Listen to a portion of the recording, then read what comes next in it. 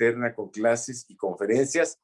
Y, y aquí les doy una impresión, hace 7 años que es mi maestro de historia, cambió mi vida, cambió mi perspectiva y le agradezco mucho a Juan Miguel. Y la cambió ya mayorcito. Y además el maestro ha tenido la fortuna de no solamente vivir este proceso de estudio, de ser un erudito en su tema, sino también en el crecimiento interno. Él le da clases de meditación. Por eso van a ver a una persona que tiene luz, luz de bondad, luz de hacer las cosas mejor. Y realmente te agradezco mucho, maestro, que estés con nosotros y por todo lo que estás haciendo por la educación, por la humanidad, por México. Y el micrófono es todo tuyo, maestro. Pues muchísimas gracias. Un placer, como siempre, estar aquí compartiendo pues, lo que se pueda. En esta ocasión, pues unas reflexiones que titulé El rencor social como proyecto político, el fin de la democracia. Y pues bueno, es para que hagamos muchísimas reflexiones, porque, bueno, pues creo que parte del problema que tenemos en nuestro país es que nunca se nos ha dado ser un pueblo reflexivo. No es lo nuestro, digamos, ¿no? Por muchas razones y también por muchas cualidades de nuestro lado. Somos un pueblo muy apasionado, muy improvisado, en el peor y en el mejor de los sentidos. Hacemos muchas cosas muy bien. Reflexionar, bueno, nunca ha sido una de ellas. Y por eso la invitación. De pronto, cuando estamos en momentos de crisis, claro que es cuando más reflexivos tenemos que ser. Nos enfrentamos a que también es cuando más miedo tenemos. Y cuando más miedo tenemos es cuando menos reflexivos somos, ¿no? Entonces, por eso es muy importante eh, tratar de tomar todo con serenidad, porque es curioso, ¿no? México es un país que lleva 200 años de vida independiente, y en esos 200 años de vida independiente, hablo por lo menos por los últimos 100, bueno, a partir de la Revolución, convencido de que México se convirtió en el país del mañana, es decir, el país en el que siempre es mañana cuando le va a ir bien, pero nunca logramos que sea en el momento presente. Un país que se convirtió después de la Revolución en el país del ya merito, porque siempre estamos a punto de despegar y de tener un despegue glorioso, pero nunca lo logramos. Y la razón por la que este país, con todo a su favor, le ha ido tan mal en 200 años de vida independiente, creo que es porque somos absolutamente proclives al madrazo fácil. Estamos dispuestos a matarnos unos a otros a la menor provocación. Eso, por supuesto, nos ha llevado a ser un país fragmentado, dividido y lleno de todo tipo de odios y rencores. Y lo curioso es que llevamos siendo así 200 años, llevamos 200 años siempre quedándonos al borde, pero siempre fracasando. Y por alguna razón no hacemos esta relación de causa y efecto. No se nos ocurre pensar que es nuestra actitud la que nos tiene como nos tiene. Y pues no sé, pareciera que de alguna forma apostamos a que pelearnos entre nosotros de alguna forma nos va a servir de algo, ¿no? Cuando, bueno, pues pelearnos entre nosotros evidentemente no nos va a servir de nada. Quiero comenzar por decir una cosa que para mí es muy importante empezar con esto, esta plática, rencor social como proyecto político, que planteo que será el fin de la democracia. Y lo primero que quiero platicar con todos es que le cambié el título a última hora. Y quiero empezar la reflexión desde ahí para que nos demos cuenta cómo la inconsciencia es al final el peor enemigo. Estoy convencido que la inmensa mayoría de los mexicanos, sin importar por quién hayan votado o por quién seguirían votando, son buenas personas con buenas intenciones y que simplemente vemos el país desde puntos de vista muy diferentes. Que eso tendríamos que entenderlo, ¿no? Nadie ve el mismo México, cada quien lo ve desde su punto de vista y desde el punto de vista de cada quien, lo que cada quien hace es lo correcto, ¿no? Es decir, nadie actúa diciendo estoy seguro que esto es una mala idea, pero ahí va porque soy un maldito necio. Pues no, pero es que cada quien ve México desde una posición completamente diferente. Y entonces, originalmente se llamaba el rencor social como proyecto de la nueva izquierda. Y así lo publiqué por primera vez en mis redes para invitar a la gente. Y mucha gente en general del lado de los detractores, que siempre procuro leer un poco, porque claro, es bueno que te digan en qué piensan otros que estás equivocado. Y ante el título, ¿no? El rencor social como proyecto de la nueva izquierda, la crítica principal que recibí en forma de sarcasmo sobre todo era, claro, como la derecha no maneja el rencor social. Y dije, claro, sí, la derecha también maneja el rencor social, y el centro, y el arriba, y el abajo, y la política en general maneja el rencor social. Y entonces dije, claro, pero fíjate qué inconsciente estoy siendo. Les quiero dar una plática para que nos demos cuenta del odio y el rencor que nos carcome. Les quiero dar una plática que sea, como siempre procuro que sean, una propuesta de paz, y en el mismo título de mi plática los estoy incitando al conflicto, porque ya estoy poniendo una etiqueta, la izquierda, y porque ya le estoy cargando esta gran culpa, rencor social como proyecto político, a la izquierda. Y en ese momento dije, ¡zas! ¿Cómo te atreves a hablarles en contra del conflicto y a favor de la paz? Claro, afortunadamente lo reflexioné a tiempo. ¿Cómo te voy a hablar de paz con una conferencia que trae el conflicto implícito en su título, no? Entonces, bueno, por eso de inmediato dice que saben que hay que cambiar por completo este planteamiento a lo que tenemos ahora. Rencor social como proyecto político, que ciertamente es un cáncer político que incumbe a todo el espectro de la vida política nacional e internacional. En realidad es curioso porque el rencor social, yo creo que es la gran crisis de la democracia en el mundo moderno. No hay una sola democracia, inmaduras como la nuestra, o maduras como la europea, o como la norteamericana, que lo vimos hace muy poco y lo seguimos viendo. No hay una sola democracia que hoy en día no esté en crisis y que no esté pasando por políticos en la izquierda, en la derecha, en el centro y en todos lados, que usan el rencor social como proyecto político. Cuando la democracia tendría que ser en sí misma, por la esencia de lo que la democracia es, un proyecto económico, político, social que nos lleve al fin de todo conflicto y al fin de todo rencor para lograr una sociedad unificada, ¿no? Y los políticos de hoy le están apostando al rencor y los pueblos de hoy le están apostando al rencor. Entonces, pues vamos a ver qué reflexiones podemos hacer al respecto, pero quería empezar por compartirles la propia reflexión que yo tuve que hacer. Bueno, y quiero empezar con una pregunta. Cualquiera que tenga mi edad, 45 años, entenderá esta pregunta mejor. Quien tenga menos de 45 la va a entender con más dificultad, porque tendrías que haber estado vivo en 1985 y haber vivido este terremoto.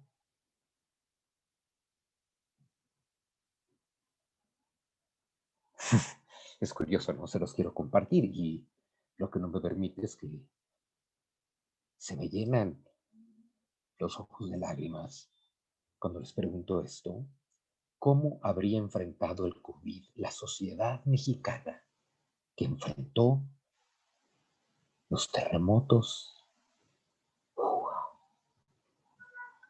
de 1985? ¿Por qué me cuesta tanto trabajo decírtelo y me pongo tan sensible?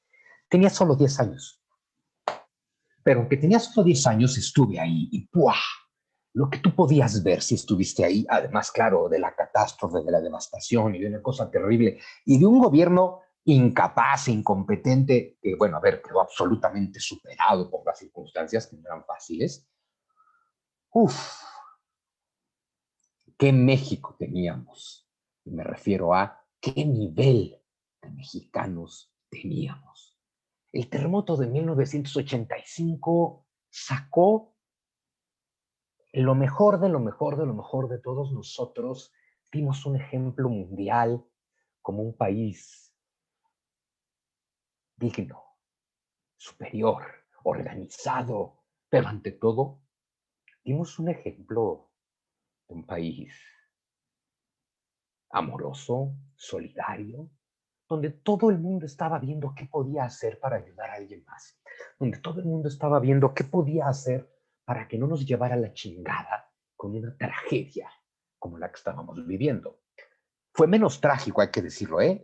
El terremoto de 1985 fue mucho menos trágico que el COVID, porque al final, bueno, le pegó a la Ciudad de México, le pegó a algunas otras ciudades, le pegó a territorios del centro, no le pegó a todo el país. Es un terremoto que devastó una ciudad principalmente. Sin embargo, la respuesta sí fue de todo el país. Todo el país se organizó para levantar la Ciudad de México. En un país que es históricamente centralista en todos sus aspectos, sabemos que si cae la Ciudad de México, cae todo el país, sobre todo en aquella época que éramos más centralistas que hoy en día, y donde pues de verdad la mitad de la generación de la riqueza del país venía de acá, y sin embargo no es eso lo que se puso a pensar la gente cuando se puso a ayudar. La gente simplemente dijo, hay una catástrofe, yo tengo que ver qué hago. Cualquiera que tenga de 45 para arriba, tal vez hasta se habrá puesto sensible como yo, quien no dirá, órale, qué ridículo puede llegar a ser Zunzunegui, quién sabe, tendrías que haber estado ahí. Pero se los recuerdo para quien estuvo y se los platico para quien no lo estuvo, ¿no? Porque el 19 y el 20 de septiembre de 1985 se destruyó la Ciudad de México, hubo miles de muertos, hubo unas catástrofes tremendas y unas historias hermosísimas de solidaridad. Eh, a ver, habían pasado 2 días del terremoto y los inútiles de los diputados estaban todavía en sesión discutiendo y votando si había o no una tragedia nacional, ¿no? Es decir, mientras ellos estaban viendo cómo se hacían tontos, la población ya estaba afuera, sacando gente y sacando cadáveres, pero ayudando en todo. La población se organizó de una... Claro, el gobierno eventualmente también se puso las pilas y no hay que decir que no colaboró porque también lo hizo. Hubo una pésima reacción inicial, eso también hay que decirlo. Pero bueno, hay que decir que eventualmente cuando reaccionó, el gobierno también reaccionó. Y además hay que decir otra cosa, el gobierno se vio siempre superado por la población y eso hay que verlo no como un defecto, sino como una virtud, porque a un país por encima de su gobierno lo tiene que ser su población.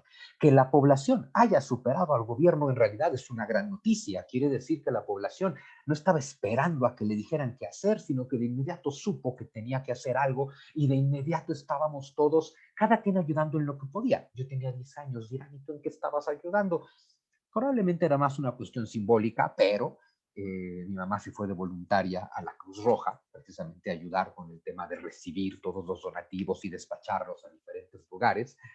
Y pues nos llevaba a mi hermana y a mí, que pues teníamos 11 y 10 años, y pues aún así ahí estábamos dentro de una cadenita de ir pasando cosas, ¿no? Fue más importante para nosotros, siendo unos niños, la lección de cuando hay una tragedia, tienes que venir a ayudar, ni siquiera te lo tienes que preguntar, tienes que venir a ayudar. En fin,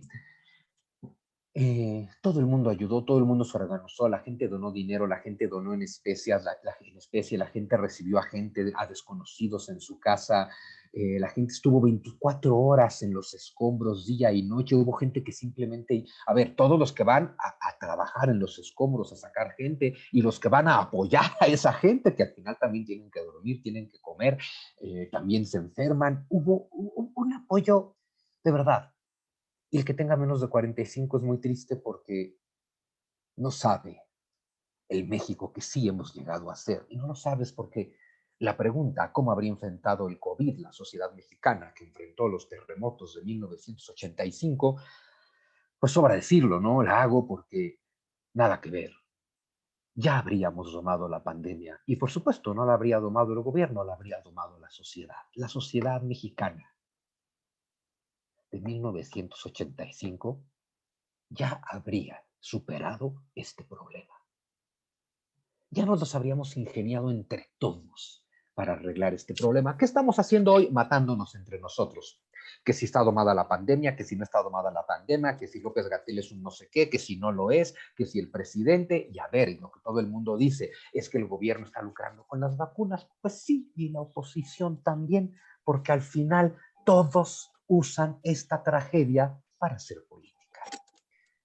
Hay que decirlo como es. Claro, a ver, ante una tragedia uno espera respuestas de parte de los gobiernos y bueno, sí, cuando un gobierno con el que confía mucha gente no responde, pues también hay que señalarlo, pero a lo que voy es que nos hagamos. Todo el mundo está viendo cómo lucra con la pandemia en el terreno político. Es muy triste, pero así es. Si ese terremoto viene hoy, nada se levanta en este país. Y la gran pregunta es, ¿cuándo comenzamos a odiarnos tanto? Estuvimos dispuestos a hacer lo que fuera el uno por el otro en 1985. Fue hace 30 años, por Dios, bueno, 35, no, no fue hace tanto, ¿no? ¿Qué nos pasó? ¿Cuándo comenzó nuestro odio? Hay que decir, ¿qué pasó en México entre 1985 y el 2011? porque en 1985 estábamos dispuestos a lo que fuera por ayudarnos. En el 2021 estamos por dispuestos a lo que sea con tal de aniquilarnos. ¿Qué demonios pasó en México entre 1985 y el 2021? ¿Cómo pasamos de estar dispuestos a morir por el otro a estar dispuestos a matarlo? Eso es lo que nos tenemos que preguntar. Cada quien tendrá una respuesta, por supuesto, espero, ¿no? Espero que cada quien la tenga, pero ¿qué pasó? ¿Saben qué es lo triste? Para mí, una de las cosas que pasó, probablemente la más importante cosa que pasó entre el terremoto y el COVID, fue la democracia. En 1985 México no tenía democracia. No teníamos ni la más remota idea de lo que eso era. Todo el mundo decía que la quería, pero nadie estaba muy seguro de qué demonios era. No es que ya lo sepamos hoy, que pensamos que la democracia es votar. Eso es lo que nos tiene tan mal como nos tiene, pensar que la democracia se limita a votar. Pero bueno, lo que pasó fue la democracia. ¿A qué me refiero con esto? La democracia como tragedia. Hasta antes de 1989, que es realmente la fecha en la que se empieza a hablar de democracia en México, hasta antes de 1989 todos estábamos igual de sometidos por el PRI. ¿No? Todos vivíamos una dictadura de partido, todos vivíamos una sociedad sin libertad de expresión, sin libertad de manifestación, sin libertad de prácticamente nada. Eh, Había clases sociales, porque siempre las hay, había ricos y pobres, porque siempre los hay, había gente de campo y gente de ciudad, había proletarios y había empresarios, había todo lo que hay hoy. Y había una gran brecha entre ellos, como la hay hoy. Sin embargo, todos estábamos contenidos por el mismo sistema represor que, claro, probablemente todos los mexicanos teníamos ideas muy distintas, pero nadie las manifestaba porque no había libertad de manifestación. Entonces resulta que no podías enterarte que el otro tenía ideas distintas y no podías odiarlo, porque no sabías que tenías un buen pretexto para odiarlo.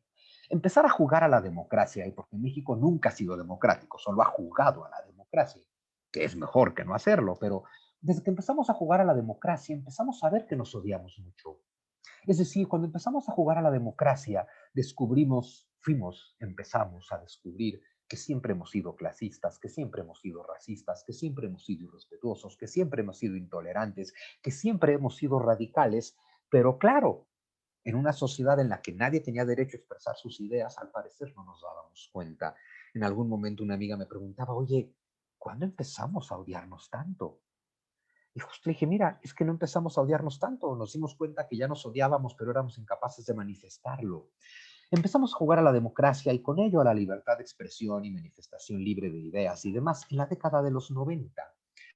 Y cuando cada quien empezó a manifestar libremente ideas, creencias, ideologías, religiones, etcétera, empezamos a odiarnos. Es decir, empezamos a darnos cuenta, ¡ah! Somos distintos, pensamos distinto, percibimos el mundo de forma distinta, creemos en dioses distintos, creemos y no creemos en Dios, tenemos diferentes ideologías y empezamos a odiarnos por eso, porque intolerantes hemos sido siempre. Y porque nunca se nos ha educado para hacer lo contrario. Porque nada más nos llenan en las redes sociales y medios de comunicación de nuevas palabras, ¿no? Cada vez inventamos una palabra nueva, pasamos de la solidaridad a la tolerancia, ya llegamos a la sororidad, y nadie tiene muy claro lo que son las cosas. Solamente inventamos palabras y lo peor, no educamos conceptos y conciencia en la población. En esta plática vamos a tratar de entender qué pasó en México entre 1985 y el 2011, de dónde sacamos tanto rencor social, pero lo más importante es que nos demos cuenta de esto. En 1985 estábamos dispuestos a todo el uno por el otro y hoy no estamos dispuestos a nada. Entonces, quedémonos con esa reflexión de entrada y a ver a dónde llegamos, ¿no? Y empiezo con un proverbio que hoy en día seguramente todo el mundo conoce, este proverbio africano, porque justo con el México en el que vivimos, yo me he encontrado en las redes sociales, todo el mundo plantea esta frase en algún momento. Yo creo que el México de hoy está viviendo esto. Es decir, creo que tenemos un proyecto social, económico y político sustentado en la venganza. Y tenemos un sistema económico, social y político sustentado en la venganza, y es solo mi opinión, porque hay mucha gente que quiere venganza. Y lo peor es que la mayor parte de la gente que quiere venganza piensa que quiere justicia. Al final, Cuando tu idea es, mira, no me importa si no logras hacer nada por mí, con que te jodas al otro me basta. Bueno, ese es un proyecto social de venganza. Y perdón, es el proyecto social que tenemos hoy. Mira, si no me beneficias ni modo, pero jódete al otro. Y la venganza como proyecto solo nos puede llevar a la autodestrucción. Entonces, bueno, ha circulado mucho ahora este proverbio africano. Es muy profundo. El niño que no sea abrazado por su tribu, de adulto quemará la aldea para poder sentir su calor. Esto es la venganza social. El niño que no sea abrazado por su tribu de adulto quemará la aldea para poder sentir su calor. Y claro, la gran pregunta que nos tenemos que hacer todos, ¿no? ¿A cuántos niños dejó de abrazar la tribu de los mexicanos? Porque hay muchos dispuestos a quemar la aldea. Muchísimos, muchísimos. Hablamos de decenas de millones de mexicanos dispuestos, en la izquierda y en la derecha y en el centro y en todos lados, dispuestos a quemar la aldea. ¿A cuántos niños dejó de abrazar la tribu de los mexicanos? Claro, lo cual nos lleva a una pregunta más profunda. ¿Existe eso? ¿Existe la tribu de los mexicanos?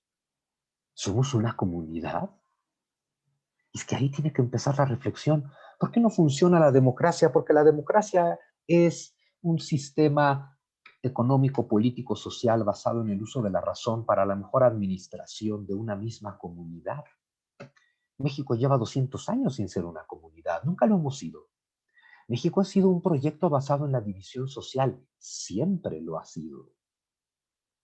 Durante los años en que un partido hegemónico pudo cambiar eso, no lo hizo. Y no lo hizo porque el PRI, el buen PRI, y lo digo siempre entre comillas, pero sí lo digo la palabra bueno, porque de 1940 a 1968 el PRI construyó un país.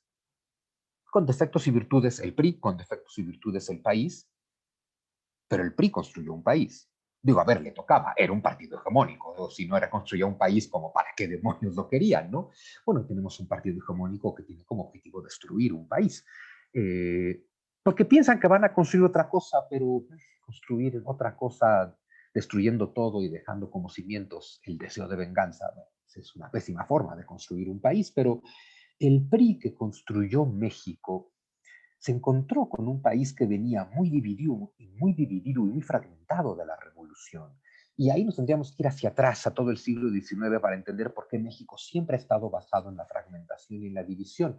Lo terrible es que el PRI que construyó México tuvo dos opciones. Solucionar ese problema, ¿no? Y generar unidad, generar integración y acercar las diferencias sociales en todos los sentidos, o lucrar políticamente con eso. Y todos sabemos, evidentemente, lo que ese PRI decidió. Decidió lucrar políticamente con la fragmentación social en lugar de solucionarla. Y el resto del sistema político mexicano es eso mismo. La tradicional oposición desde los primeros tiempos, antes de que el PRI se llamara PRI, pues fue el PAN y, pues, perdón, no es que hayan hecho un mejor trabajo, ¿no? No es que hayan tratado de integrar a la sociedad ni de solucionar sus problemas, también se dieron cuenta que, a lo mejor por inercia, convenía más tratar de lucrar políticamente con los problemas, ¿no? En algún momento México estuvo tal vez más esperanzado que ahora que ganó don Andrés, y fue cuando ganó don Vicente. Eh, Cuando ganó Vicente Fox, había un México muy contento, muy entusiasmado, con un maravilloso candidato que fue un terrible presidente. Y que fue un terrible presidente, y también es mi opinión nada más, yo voté por él, y creo que cuando votas por alguien tienes que convertir, a nivel político, pues tienes que convertirte en su primer crítico, por cierto, ¿no?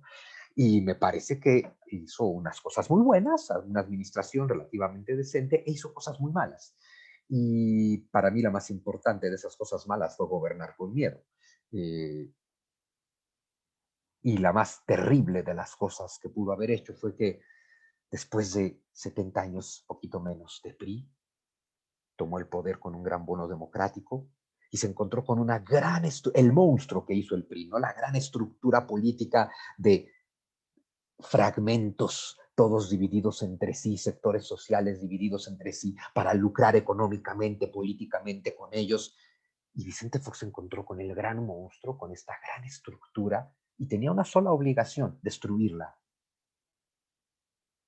Y el PAN en el poder, en lugar de destruir la estructura que tanto carcome el alma política de México, de pronto dijo, ¿y si la ponemos a nuestro servicio? Y lo intentaron y no lo lograron y bueno. Y desde entonces todo el mundo está tratando de poner a su servicio todas las estructuras clientelares que nos dejó el PRI. Es decir, vamos a ver cómo lucramos políticamente con la fragmentación. Nadie ha intentado lo contrario y esto es bien importante decirlo. Se los dije en la primera conferencia en la que me invitaron en Sí por México y decidí participar, que era bien importante que los de la actual oposición no piensen que son una buena opción porque no lo son. Si fueran una buena opción, no tendríamos la tragedia que tenemos, ¿no? Si hubieran hecho bien algo, no tendríamos la tragedia que tenemos. Resulta que nos enfrentamos a una tragedia de México y es cuando tenemos que votar por lo menos peor. Y es terrible que en un país con tanta genialidad estemos obligados a votar por lo menos peor. Pero bueno, entonces, ¿existe la tribu de los mexicanos? No. ¿Es México una comunidad? No, por supuesto que no. Y entonces, me voy a ciertas preguntas históricas que de pronto es bien importante tener claras, ¿no? ¿Quién comenzó la Revolución Francesa? ¿No? Ilustrada ahí del lado izquierdo. ¿Quién comenzó la Revolución Francesa? ¿El pueblo con hambre o la burguesía ilustrada que aspiraba al poder? Del lado derecho tenemos a Lenin. ¿Quién comenzó? Bueno, no, en medio, la mexicana, que tenemos a Maduro. ¿Quién comenzó la Revolución Mexicana? ¿El pueblo desposeído, enojado con Porfirio Díaz? ¿O los aspirantes o políticos con hambre de poder? ¿Quién comenzó la Revolución Rusa? ¿El pueblo dolido por el hambre y la guerra mundial o los intelectuales con teorías sobre el poder? Creo que tienen muy clara la respuesta. ¿Quién empezó la Revolución Mexicana? La francesa, los ilustrados. ¿Quién empezó la mexicana? Los aspirantes a políticos con sed de poder. ¿Quién empezó la soviética? Los intelectuales que nunca habían estado junto al pueblo, pero que usaban al pueblo como bandera. Nunca fue el pueblo. Ninguna revolución en la historia de la humanidad ha sido jamás hecha por el pueblo. El pueblo es el pretexto para hacer revoluciones. Yo lo digo siempre en mis clases, resumen de revolución, los de en medio convencen a los de abajo que le rompan la madre a los de arriba. Cuando eso pasa, los de en medio suben, los de abajo siguen abajo. La eterna historia de las revoluciones de la historia de la humanidad. El pueblo no sabe cómo llevar a cabo una revolución. Siempre hay alguien que lidera al pueblo en esa revolución y que no tiene el menor interés en el pueblo. No lo tenía Robespierre en la Revolución Francesa, no lo tenía Lenin en la Revolución Soviética, y lo tengo que decir, y lo digo con todo respeto, no lo tenía Madero en la Revolución Mexicana. Madero no sabía lo que era el pueblo. Lenin no sabía lo que era el pueblo, Robespierre no sabía lo que era el pueblo, ya los tenemos encabezando revoluciones con el pueblo como pretexto. ¿Para qué les cuento esta mini clase de historia? Para que entendamos que mientras haya un pueblo con rencor, siempre va a haber revoluciones. No porque el pueblo se vaya a levantar en armas, sino porque está dispuesto a seguir al primer gritón que lo levante en armas, porque el pueblo está frustrado y tiene muchas razones para estar frustrado. Entonces queremos que deje de haber revoluciones. Es fundamental que deje de haber revoluciones. Lo que un país necesita para llegar a la cima es un proceso de evolución constante que nunca se detenga. No estar quieto, quieto, quieto, quieto, conteniendo, conteniendo, conteniendo y de pronto ¡pum! Revolución. Necesitamos el camino de la evolución constante. Pero mientras haya un pueblo con hambre y sed de justicia, ¿no? Para emular a Colosio, que todo lo que hizo por México fue un buen discurso, también hay que dejarlo claro. Eh, Mientras tengamos un pueblo con hambre y sed de justicia, cualquier gritón puede hacer una revolución. Y las revoluciones solo sirven para una cosa, para que un grupo distinto tome el poder. No sirven para cambiar las condiciones del pueblo, por lo menos ninguna en la historia lo ha logrado. Sirven para cambiar a la clase en el poder. Entonces, ¿qué necesitamos de hacer para que los políticos dejen de jugar con nosotros, el pueblo mexicano? Pues un pueblo un poco más justo que no esté dispuesto a la revolución, ¿no? Y en fin, pues esto básicamente, ¿no? En cada revolución nunca ha cambiado la pirámide social, ¿no? Es decir, siempre ha habido una arriba, una en medio y una abajo. En cada revolución el pueblo ha sido usado por los que aspiran al poder. Pero después de cada revolución el pueblo siempre ha quedado igual. Y siempre ha habido un abajo y nada ha cambiado en las condiciones de los de abajo. También hay que decir que en toda sociedad industrial, y hoy en día todos vivimos en una sociedad industrial que son muy complejas en su economía y en todo, toda sociedad industrial depende de cadenas de mando y de responsabilidades en este proceso de producir riqueza, tecnología, etcétera, ¿no?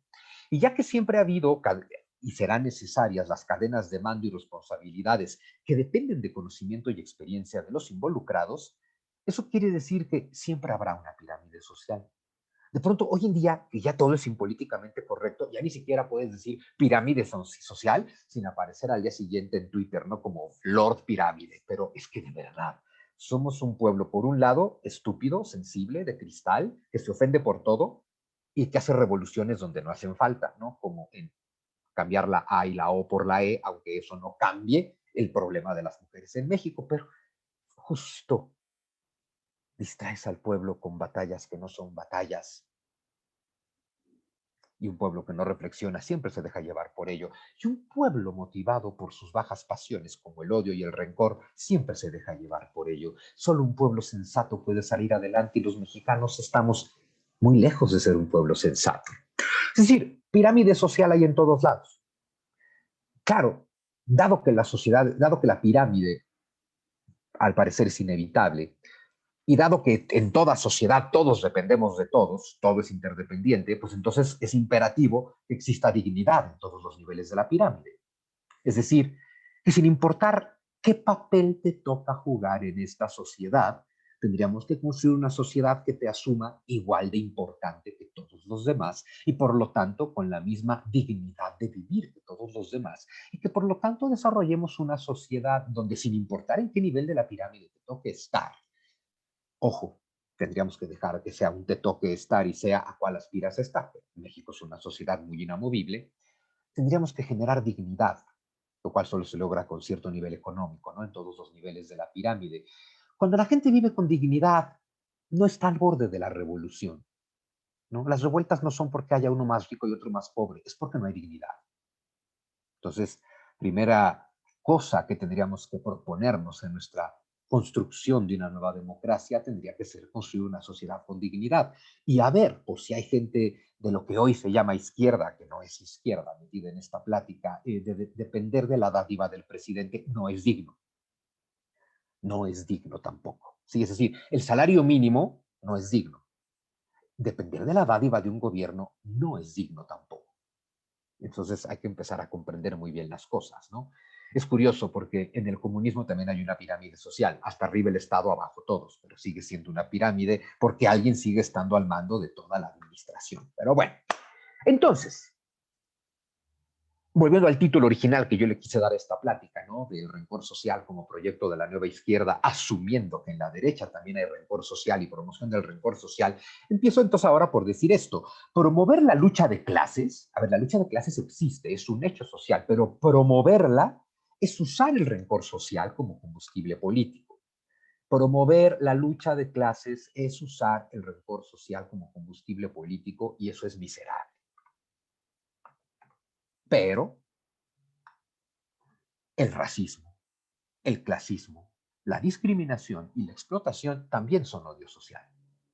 Y esto es muy común en la derecha: el racismo, el clasismo, la discriminación y la explotación.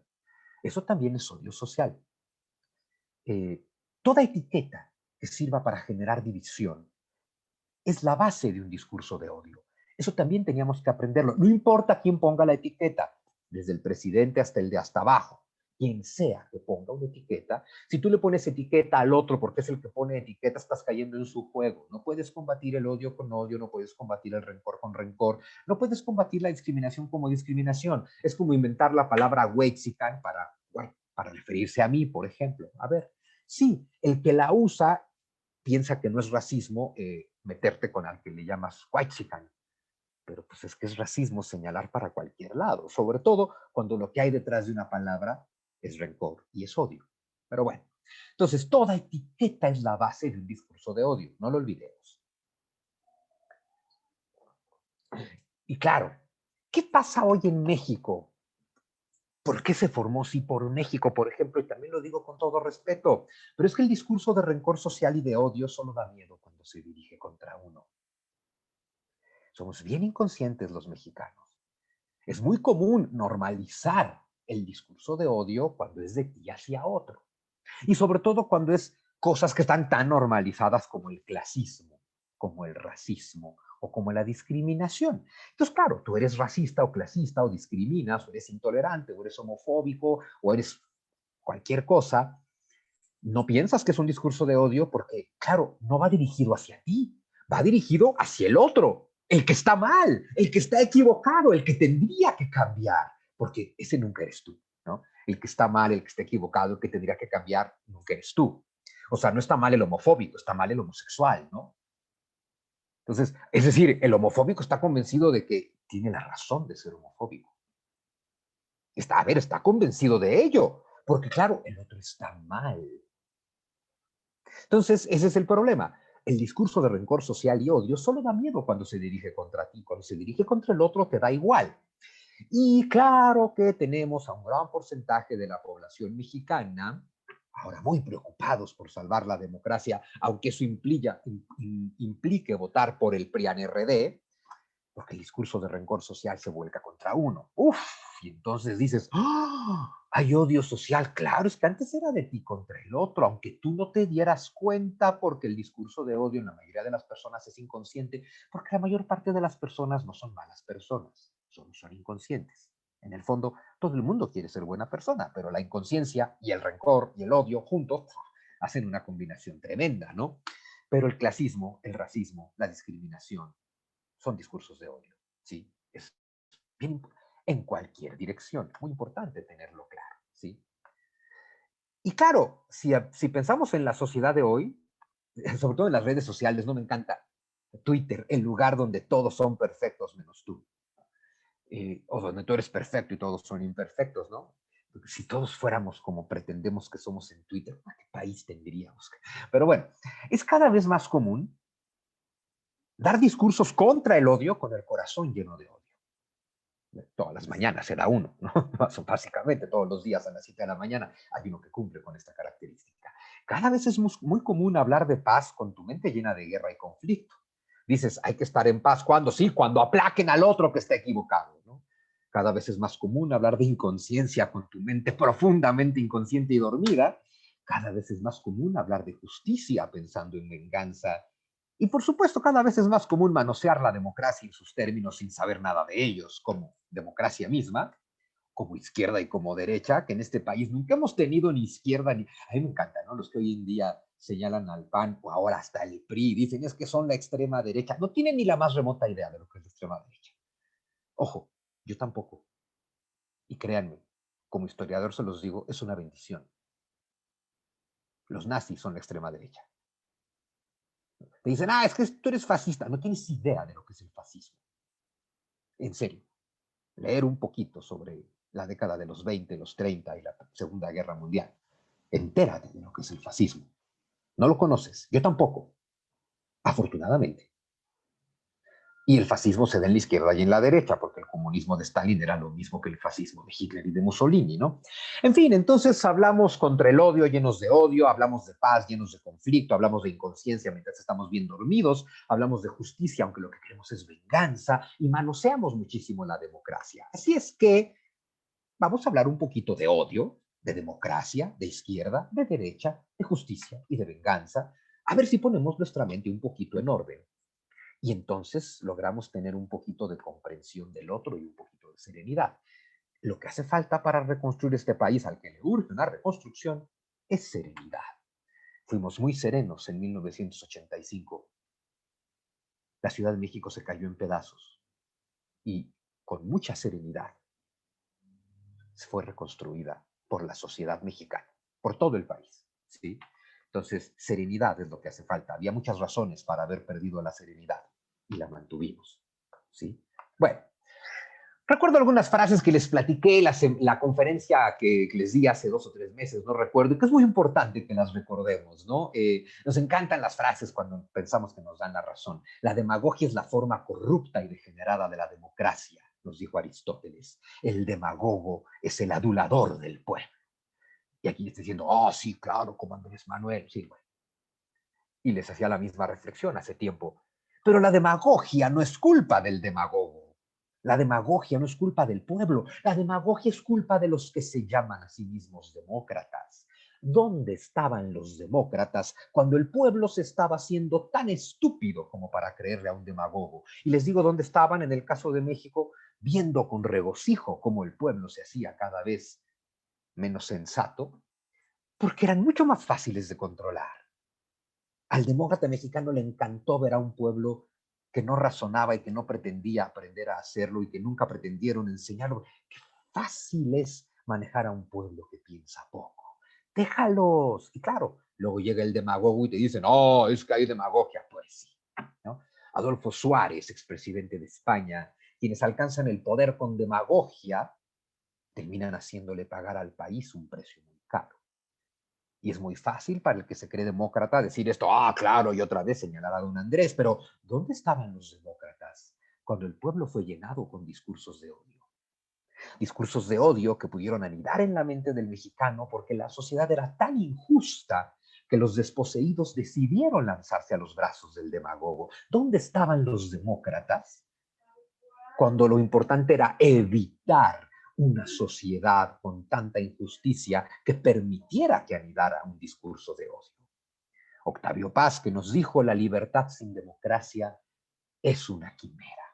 Pero, ¿dónde estaban los demócratas cuando la desigualdad de nuestra sociedad no le permitía a la mitad de la población totalmente desposeída ejercer realmente su libertad? Porque cuando no comes no eres libre.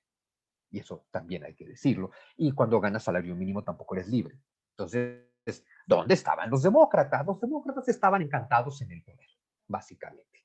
En México nunca hemos tenido un demócrata, ¿eh? Nunca. Por lo menos no en el poder. En el poder no. Tal vez aspirando a él puede ser. Lo que pasa es que es muy fácil, ¿no? Hay quien dice que Maquio era un demócrata. No lo cuestiono, ¿eh? No lo pongo en duda. Yo no lo conocí, personalmente me refiero. Pero es muy fácil decir que alguien es un demócrata cuando no llegó al poder. No sabes cómo lo iba a ejercer. Hay quien dice que Colosio era un demócrata. Sí, pues le pasa exactamente lo mismo. No digo que no lo fuera o que no lo hubiera sido, pero pues como no tuvo el poder, nunca lo sabremos. ¿Qué es la democracia y qué es un demócrata? Es que no sabemos ni siquiera eso. Entonces hay que empezar por ahí. ¿Qué es la democracia y quién es un demócrata? Hay quien piensa que la democracia es levantar la mano. No. La democracia es ir a votar. No. Vamos a tratar de entender. Democracia. Etimología básica y lo que nos dijeron desde la primaria, ¿no? Democracia es el poder del pueblo. Eso es lo que significa la palabra, el poder del pueblo. Obviamente es importante que el pueblo completo ejerza el poder y por eso al final, a través de diferentes mecanismos, que en general ha sido el voto, alguien ejerce el poder. Pero más allá de la definición, que democracia es el poder del pueblo, es importante entender el concepto que implica la palabra democracia. La palabra democracia básicamente es esto, ¿no? Se asume que la totalidad de la ciudadanía, ojo, el 100% de los habitantes del país, es el titular del poder y la soberanía, no los que votaron por el que está en el poder. El 100% de la ciudadanía es titular del poder y la soberanía.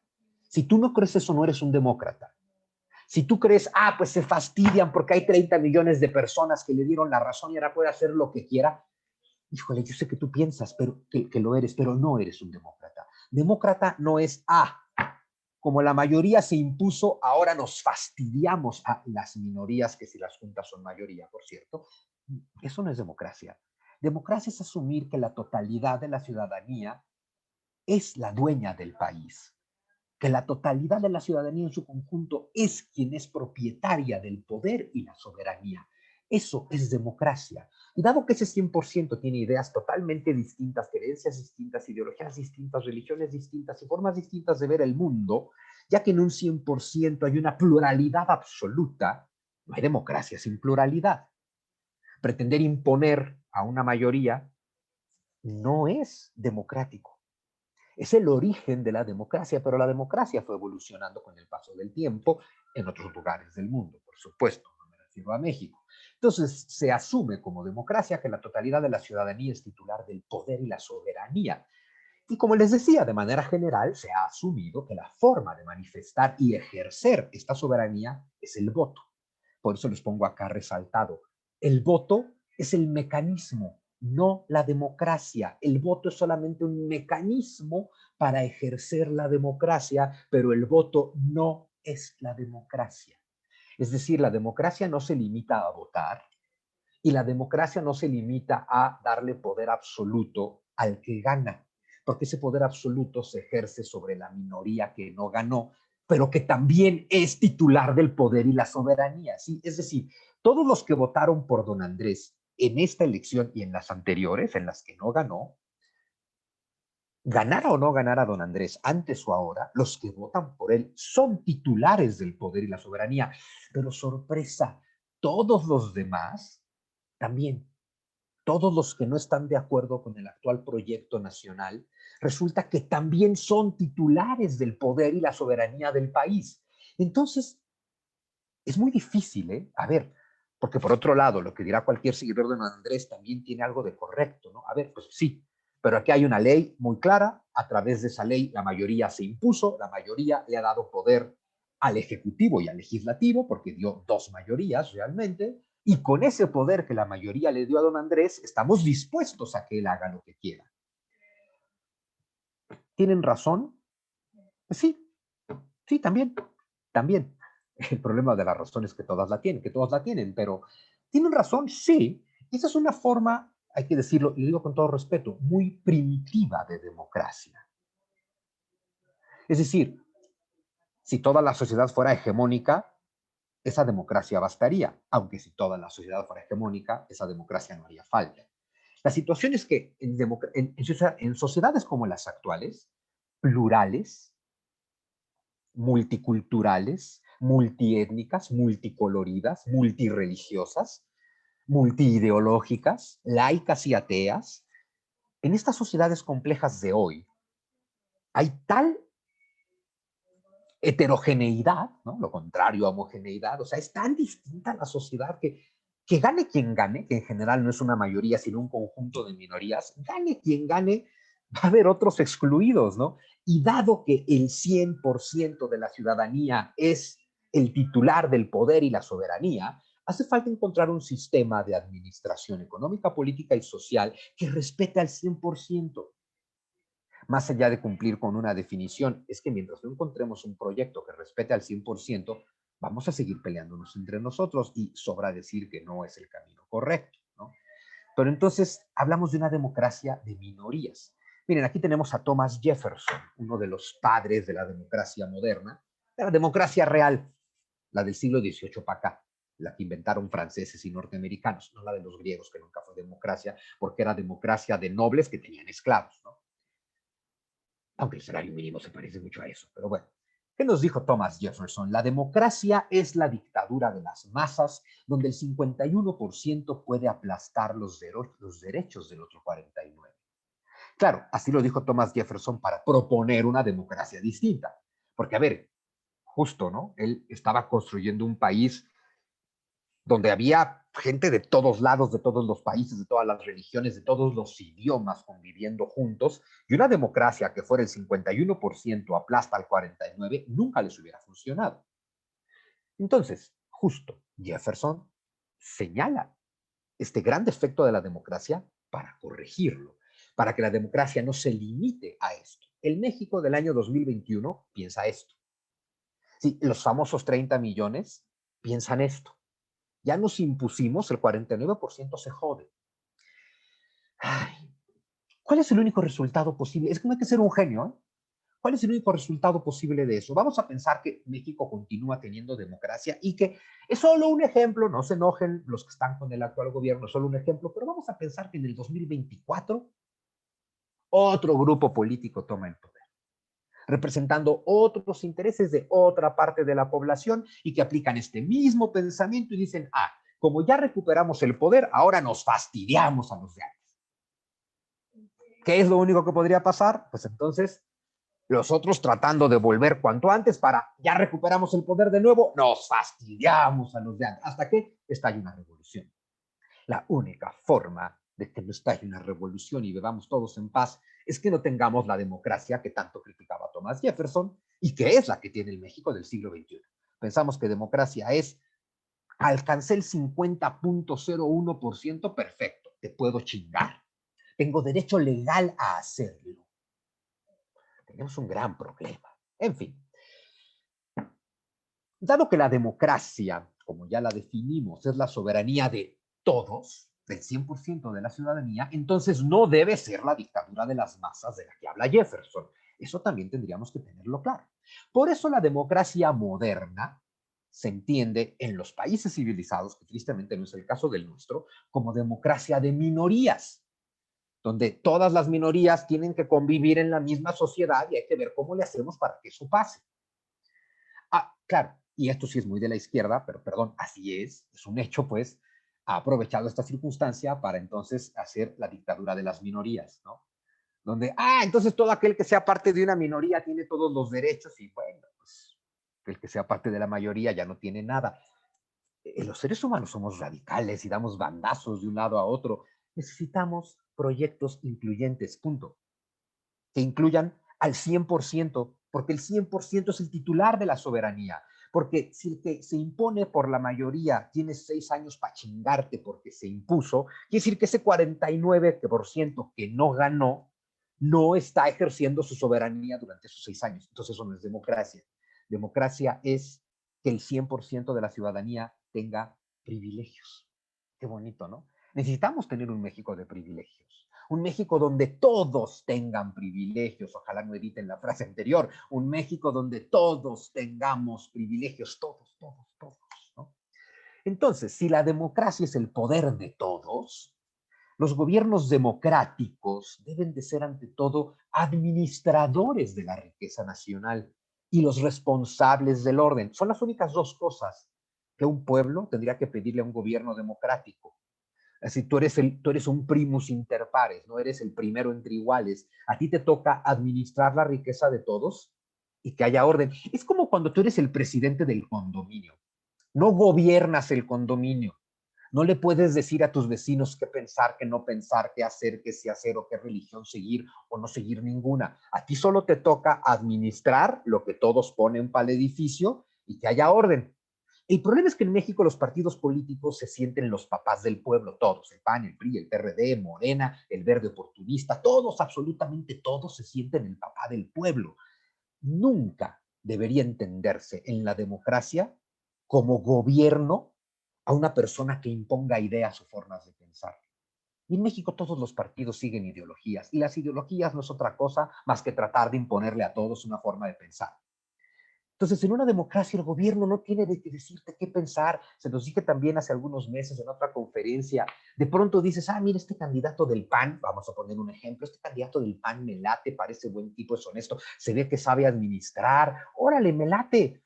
Pero además estoy a favor del matrimonio gay.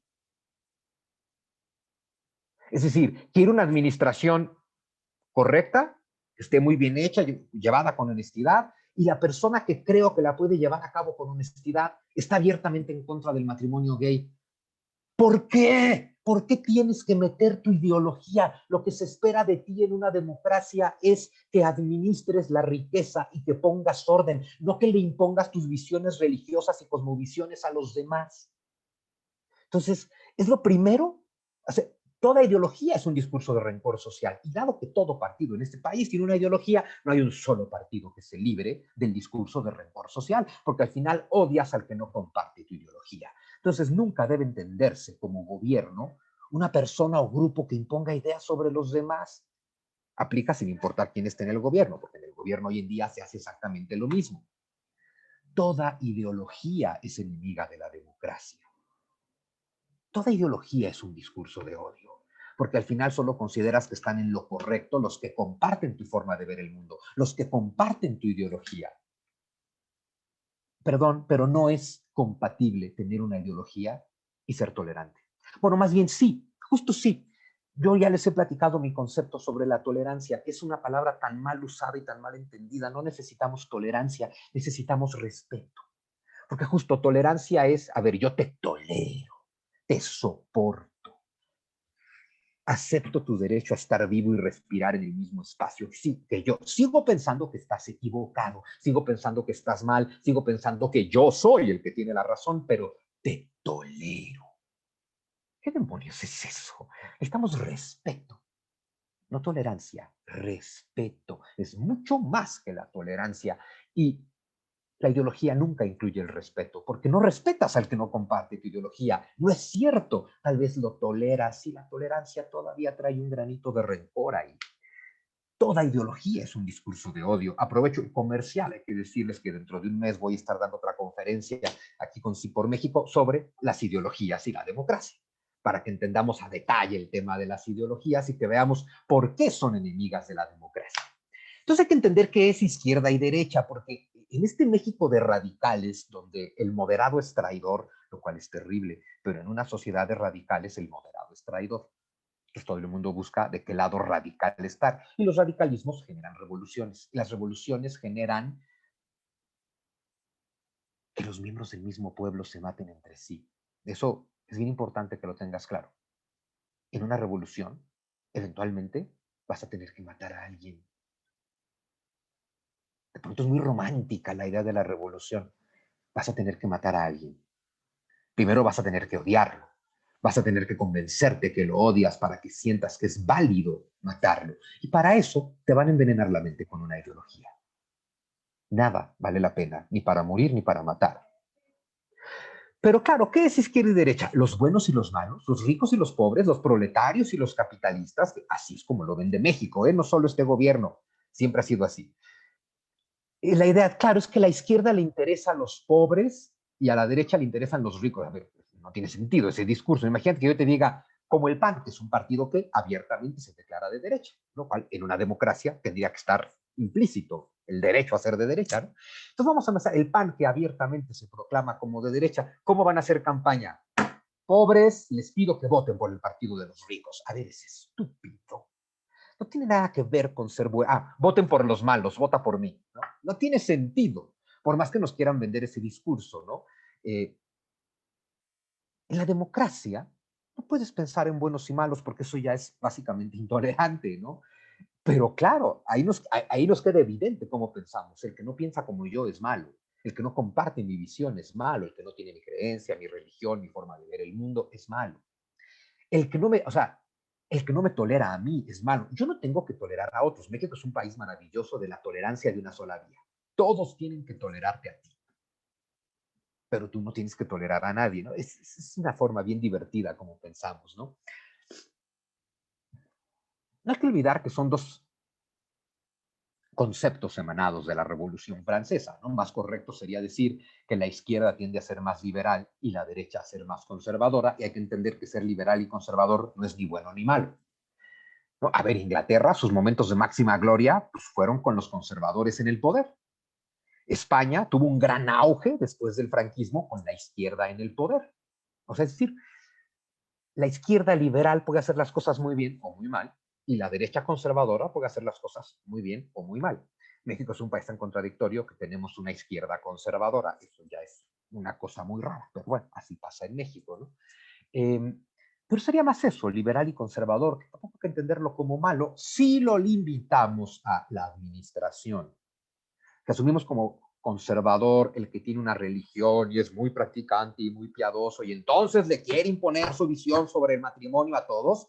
Bueno, eso no se vale. Y eso no es de verdad, políticos, no es lo que pedimos, ni lo que necesitamos, ni lo que queremos de ustedes. De hecho, es una de las cosas que más les estorba para poder darnos un buen servicio, que es lo que se supone que tienen que hacer, ¿no? Tener una ideología y querer que yo la tenga es lo peor que puedes hacer como político. No me estás dando servicio y solo te estoy pidiendo eso, servicio, porque el político nunca debería olvidar, tú no generas riqueza, administras la mía y de ahí te cobras. Está bien, es parte del pacto social, pero es importante que no se te olvide.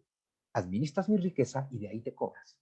Se vale ser conservador, se vale ser liberal, por supuesto, entendiendo por liberal el que está dispuesto a dar más libertades a todos, no solo a una parte, el que está más dispuesto a que el individuo se rija por sí solo. Es curioso, ¿no?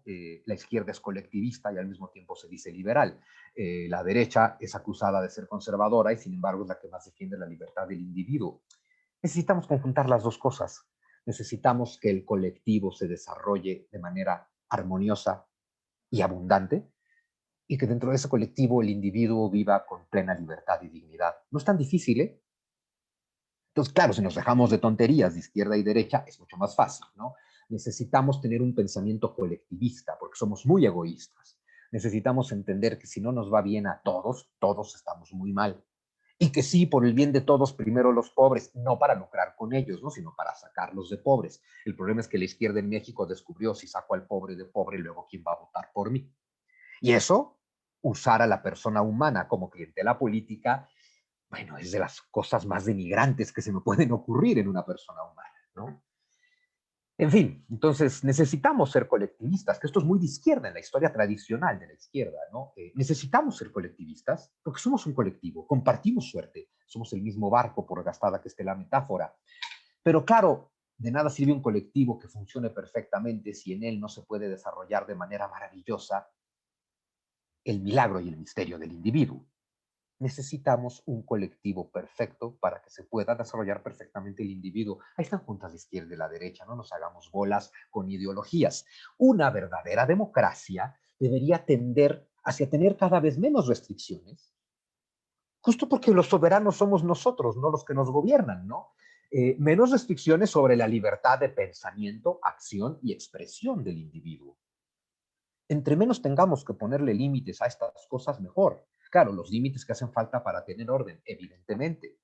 Y entonces la democracia debería ser entendida como un sistema de administración social, no de gobierno. No me tienes que decir qué pensar, ni en qué creer, ni cuándo ir a misa, o si voy a misa o no, o si me gustan los gays o no, o si me caso con un gay o no. Y ojo, y perdón porque es un tema álgido, si es legal el aborto o no. Si la Iglesia Católica piensa que no debes abortar, debe hacer una gran campaña de conciencia para convencerte de que no lo hagas. Pero no debe de imponerse legalmente para que no lo hagas. Y claro, si tú eres el que dice no al aborto, pues también deberías de estar dispuesto a adoptar niños, en fin, porque es muy fácil decir, tú no hagas algo con lo que yo no estoy de acuerdo, aunque no estoy dispuesto a ayudarte con tu problema.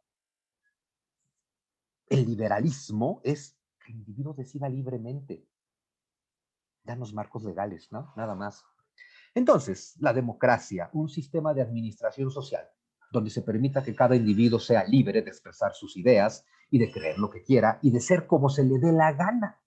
No tendríamos que estarnos preocupando, ¿no? Por, a ver, ¿no? El colectivo LGBTI, ya no sé qué más hay, lo digo en serio con todo respeto, porque sé que es un colectivo amplio. No tendríamos ni siquiera que estar poniéndole iniciales a un colectivo con diferentes preferencias sexuales si entendiéramos que la libertad del individuo incluye cada quien es libre de ser como se le dé la gana. Y lo último que le debe importar a otro individuo, y mucho menos al gobierno, es qué demonios te guste en el sexo. De verdad, no es de tu incumbencia. Pues. Mientras los políticos piensen que es de su incumbencia, entonces tendremos problemas con grupos que tienen preferencias sexuales distintas. Y esto aplíquenlo a cada caso. Lo que pasa es que hoy en día creo que el de las preferencias sexuales es el más notorio, socialmente hablando. En fin, ¿quién es un demócrata entonces? Bueno, pues a ver, consíganme en México uno así y ya la hicimos, porque un demócrata tendría que ser un ser humano racional, abierto, flexible, tolerante, respetuoso y pacífico, porque si no es todo esto no va a poder ser un verdadero demócrata, porque tiene que aceptar que el 100% de la población a la que va a gobernar está en lo correcto, aunque tengan ideas diferentes, aunque tengas diferentes formas de ver el mundo, porque cada quien ve el mundo desde una perspectiva diferente. Hace falta un ser humano racional, porque no se puede gobernar desde las tripas. Bueno, sí se puede, no se debe. Hace falta un ser humano abierto, porque tienes que estar justo abierto a todas las posibilidades que tú desconoces, porque no eres perfecto. Abierto a todo lo que no conoces, por si algo que tú no conoces funciona mejor que lo que tú conoces. Y por lo mismo, flexible con tus ideas, con tu forma de ver el mundo, con tu forma de entender la administración y el gobierno. Flexible con tu forma de entender las cosmovisiones, lo cual te lleva a ser tolerante y lo que es verdaderamente importante, más allá de la tolerancia, te va a llevar a ser respetuoso. Y entonces eso te va a llevar a ser un ser humano pacífico, digo yo, pacifista de los que viven en paz, no de los que hacen manifestaciones violentas a favor de la paz, porque los hay, ¿no? Eh, cuando consigamos un mexicano así, vamos a tener un demócrata. No lo tenemos en el gobierno, eso está muy claro. O sea, racional, abierto, flexible, tolerante, respetuoso, pacífico, pero ¿a poco lo tenemos en la oposición? Digo, sí, por favor, pónganle nombre, apellido y escriban su nombre en todas las bardas del país, que es lo que hacen todos los políticos, sin ser racionales, abiertos, flexibles, tolerantes, respetuosos y pacíficos. Un hombre que sea, y perdón que puse hombre, me retracto y les pido disculpas, tuve que haber puesto igual que arriba un ser humano, lo siento. ¿Ven? Son condicionamientos inconscientes. La inconsciencia, por eso, como les dije al principio, le cambié el nombre a la plática porque inconscientemente era un título que incluía el conflicto, aunque yo les quiero hablar de paz, ¿no? Y así es la inconsciencia, aunque sea por una fracción de segundo. Un ser humano libre en su mente y por lo tanto capaz de respetar la libertad de todos. Si tú eres libre en tu mente, puedes respetar la libertad de todos y ser respetuoso y por lo tanto pacífico. Si no, no puedes. ¿Cuántos tenemos que sean libres en su mente? Me recuerda la frase de Voltaire. No comparto tu opinión, pero defenderé hasta la muerte tu derecho de expresarla. Esto no es tolerancia, esto es inclusión. Voltaire no está tolerando al otro, lo está incluyendo. Que es como decir, bueno, tu opinión es justo eso, una opinión, que es como decir, mi opinión es justo eso, una opinión. Mi opinión no es la verdad absoluta. El día que cada mexicano, principalmente nuestros políticos, se metan eso en la cabeza, este país va a mejorar muchísimo. Mi opinión no es la verdad, es solo mi opinión. Cuenta como mi verdad, porque si no, no sería mi opinión, pero no es la verdad. Es bien importante. Ahora, principal problema. ¿Cuál es el principal objetivo de un político dentro de un sistema democrático? No que esté mal, pero, híjole, esto complica todo. ¿Cuál es el principal objetivo de un político dentro de un sistema democrático? No importa del discurso que te den, lo que le importa es el poder. Claro, el político profesional te va a decir, no, hombre, el pueblo, el bienestar, el desarrollo, la democracia, lo que les importa por encima de todo es el poder. Eso, ojo, eso no está mal, ni bien. Digo, si no les interesa el poder, pues no serían políticos, ¿no? A ver, el político lucha por el poder. El político, hasta a ver, era lo bonito del político ateniense, ¿no? De hace 2500 años, que no cobrabas por ser político, porque era un puesto honorífico, tenías el honor de servir a tu comunidad. A ellos sí no les interesaba el poder, ellos sí podían decir, me interesa servir a la comunidad.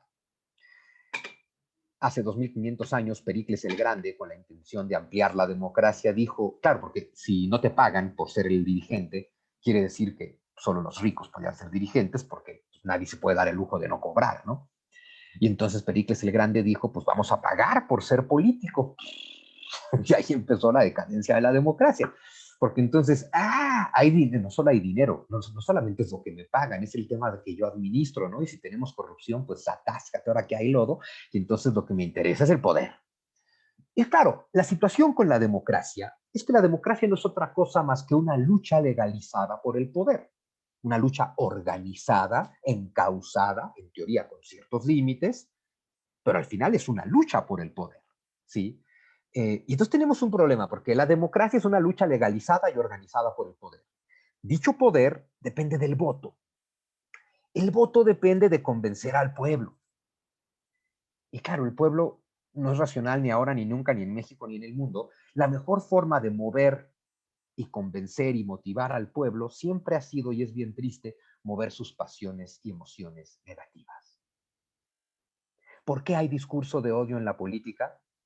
Porque es la emoción más baja del ser humano. Es muy fácil encenderla, aunque es muy difícil, tirándole a imposible controlarla. Es muy fácil encenderla. Y claro, no te va a llevar a nada bueno, no a la población. Si el político lo que aspiraba era el poder, pues lo va a llevar al poder, padrísimo, pero pues los demás no ganamos nada con esto, ¿eh?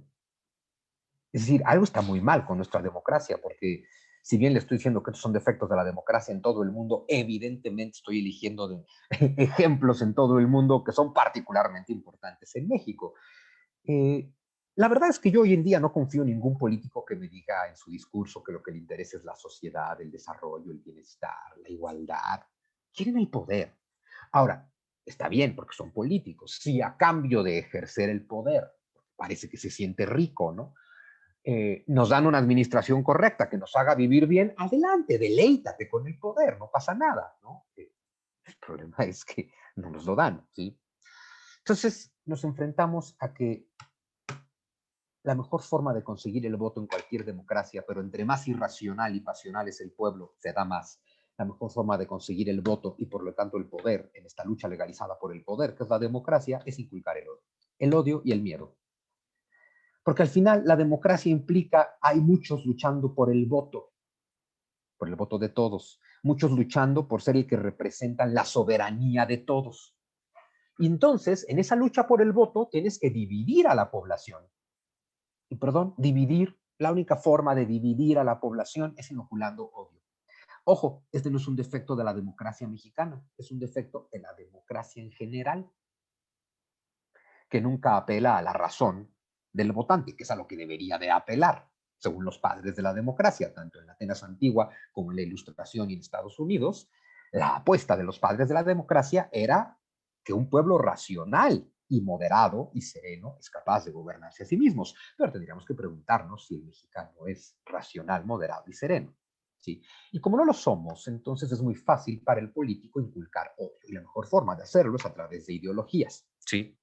Otra reflexión que es muy importante que tengamos, y de verdad que lo reflexionen también los opositores, porque cuando hablas, los opositores a esta conferencia me refiero, ¿no? Cuando hablas a favor o en contra de un proyecto, de un gobierno, no debería ser un ataque, es una reflexión que tiene que ver desde los puntos de vista del que está reflexionando, que no son la verdad absoluta, solo son un planteamiento. La democracia debe aspirar a convencer. La dictadura no aspira a convencer, la dictadura aspira a vencer e imponer. Y justo la democracia primitiva, de la que critica Jefferson, el 51% se impone, es justo, ya vencí, ya me impongo. Por eso la democracia primitiva es la dictadura de las masas, que deja fuera al 49%, sin embargo ese 49% también es dueño de la soberanía. ¿Sí? Entonces, la democracia debe aspirar a convencer. La dictadura aspira a vencer, a imponer. Por eso la diferencia entre democracia y dictadura son los militares. Y por eso les digo, ¿no? Sin ofensa contra el que está hoy en día de acuerdo con el actual gobierno. Entre más militares veas ocupando plazas públicas, es obvio que esto se está convirtiendo en una democracia. En una dictadura. Las democracias no necesitan militares. Las democracias convencen. Los militares imponen porque no se puede, porque no aspiras a convencer. Ahora, ojo, porque hoy en día los que están en contra de la cuarta transformación lo que acusan es que se está construyendo una dictadura. Yo estoy de acuerdo. Pero si se está construyendo una dictadura es porque la democracia no convenció a los millones que están dispuestos a aprobar por una dictadura.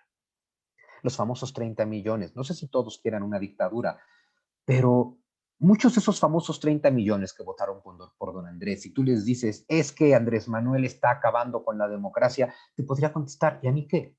¿Y a mí qué me dio la democracia? Es que claro, si a ti la democracia no te dio nada, ¿por qué la vas a defender? Defender un concepto es estúpido. ¿Por qué defender una dignidad de vida? Si la democracia no te ha dado dignidad de vida, entonces ¿qué más te da? Si a ti el que, según yo, quiere ser dictador, te ofrece dignidad, dices, pues ¿sabes qué? Me quedo con el dictador porque dignidad nunca he tenido. Entonces, la democracia no es buena ni mala, hay que saber ejercerla. La dictadura siempre es mala, eventualmente, ¿no? Pero claro, México tiene una historia, una relación de historia y poder durísimo, ¿no? La historia de México es una historia de conflicto. Toda la forma en que nos contamos la historia es de conflicto. Siempre pongo como ejemplo, ¿no? Como pongo aquí a la derecha o a la izquierda, ¿no? El famoso mural de González Camarena, a la derecha el de Diego Rivera.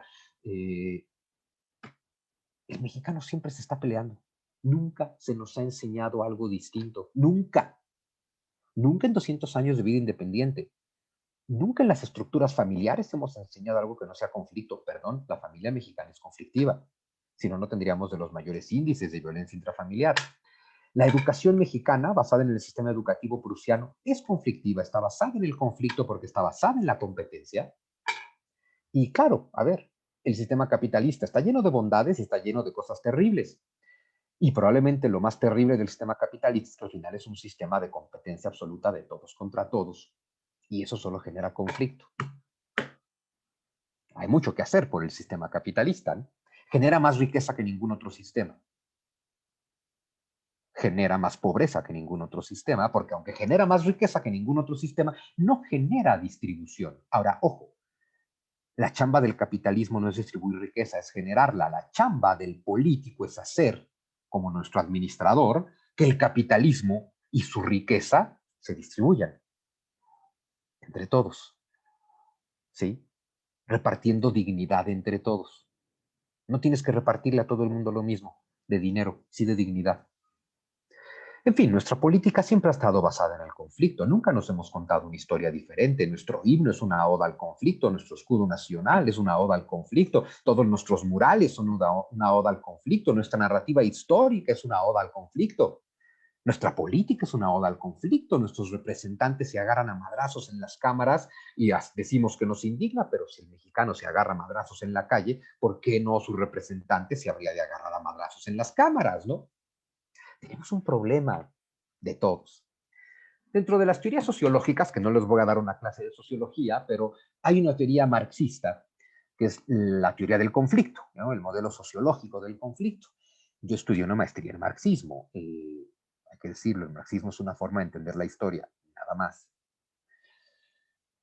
En fin, la teoría del conflicto es un modelo de influencia marxista que creo que explica la sociedad mejor que nadie, porque lo que te dice el modelo del conflicto es que lo que marca la evolución y desarrollo de toda sociedad es el conflicto. Porque claro, hay diferentes grupos políticos, económicos, sociales, religiosos, ideológicos, hay diferentes grupos de todo tipo con diferentes intereses y eso genera conflicto. Ahora, debería haber un interés común por encima de todos los intereses de grupo, que es el interés del colectivo para que se pueda desarrollar el individuo. Y justo lo que te plantea la teoría del conflicto es que toda sociedad industrial es por lo tanto compleja, pluricultural, multiétnica, etcétera, será una sociedad llena de grupos de conflicto. Y que el conflicto es un proceso social importantísimo porque diferentes grupos en conflicto desde una óptica racional, obligarían a una sociedad, a sus representantes, a sus políticos, a sus administradores, a entender ese conflicto, a gestionar el conflicto y superar el conflicto de manera tal que se favorezca lo más que se pueda a todos los grupos. Unas veces serán más favorecidos unos, otras veces otros, pero siempre serán favorecidos todos. Lo que dice la teoría del conflicto social es que las sociedades complejas industriales están compuestas por grupos en eterno conflicto. Desde el básico marxista, explotador contra explotado, hasta todos los diferentes grupos sociales, culturales, religiosos o políticos. Sigue diciendo la misma teoría del conflicto que el encuentro entre grupos distintos en una sociedad pluricultural genera conflicto, pero entonces genera cambio social y evolución, si el conflicto se sabe gestionar, ¿no? Yo tengo una idea, yo pienso esto, yo pienso lo contrario. Tenemos dos opciones, aniquilarnos entre nosotros o gestionar ese conflicto. Es obvio que lo que hay que hacer es gestionar ese conflicto, aunque el mexicano siempre ha apostado por aniquilar al que piensa distinto, lo que hay que hacer es gestionar el conflicto, ¿sí? Entonces, la idea del conflicto es la base de la política moderna, porque la democracia es un conflicto encausado para llegar al poder. El conflicto es la base del pacto o el contrato social, porque el pacto social donde nosotros dejamos que un grupo en el poder gobierne ejerciendo nuestra soberanía es precisamente para gestionar el conflicto, ¿sí? Entonces habría que concebir la sociedad como un colectivo integrado por diferentes categorías y grupos de personas con conflictos verdaderamente, con intereses verdaderamente distintos entre sí, grupos de la sociedad que van a intentar imponer sus propios intereses sobre los demás, porque así somos los seres humanos. Pero entonces, según la propia teoría del conflicto marxista, en democracia el gobierno debe de ser un gestor del conflicto. Y ojo, en Europa, la izquierda, que nace en 1848 con el Manifiesto Comunista de Marx, aunque tenga antecedentes en la Revolución Francesa, en Europa la izquierda evolucionó de dos formas, ¿no? La izquierda intelectual y la izquierda conflictiva. En América Latina hay una pequeña izquierda intelectual y en general predomina la izquierda guerrillera, la izquierda del conflicto. La izquierda intelectual, la verdadera heredera del marxismo, te plantea, según la propia teoría del conflicto marxista, que entonces un gobierno debe ser el gestor del conflicto, el que toma todos los grupos que hay que generan conflicto y dirime el conflicto y lo soluciona por todos de la mejor forma posible. Pero la realidad de la izquierda latinoamericana es que la dictadura de izquierda usa el conflicto como su combustible. Y ese es el gran problema. Es decir, pero fíjate que esto es muy mezquino, ¿no? El tema de decir, hay conflicto social y lo hay porque hay desigualdad y porque hay heridas. Estoy en el poder, tengo todo a mi favor, podría arreglar el conflicto y sanar las heridas. O podría agrandar el conflicto y echarle limón a la herida para generar más rencor en el pueblo, para tener más poder. ¿Por qué? Porque eso es lo que quiero, poder. El que realmente le interesa al pueblo siempre va a ser un gestor de conflicto. No hay de otra. Entonces, el problema es ese, es que hoy en día es, hay rencor social, ni lo arregles, úsalo como combustible. Y eso, bueno, pues no va a llevar a nada bueno, no hay que ser un genio. A ver, el miedo y el odio son la mejor forma de control, porque el miedo y el odio eliminan las capacidades críticas de la sociedad. Odio ya teníamos. El COVID además nos dio mucho miedo. Miedo y odio juntos, aunque al final son la misma emoción. Híjole, pues son el combustible de una revolución. Y claro, México de por sí no es una sociedad con mucha capacidad crítica, pues bueno, ¿qué les cuento? Con miedo y con odio, pues estamos lejísimos de ello, ¿no? Entonces nos enfrentamos, esto lo extraigo de uno de mis libros, El mito de las tres transformaciones, ¿no? Pero es que, claro, esto, ojo, sin importar quién gane, porque, híjole, otra vez, cuando Fox sacó al PRI de los Pinos, que me encanta que la gente siempre dijo, Fox sacó al PRI de los Pinos. No, tú y yo sacamos al PRI de los Pinos. Claro, Fox fue el que nos sirvió para eso. No se le puede quitar su importancia, pero lo quitamos nosotros, no él, ¿no? Es como cuando la gente, ya me llegó el dinero que me manda Andrés Manuel. No, también te lo mandamos nosotros. No, Andrés Manuel es el que lo gestiona, pero es de mi parte porque, pues, si no, ¿de dónde salió, no?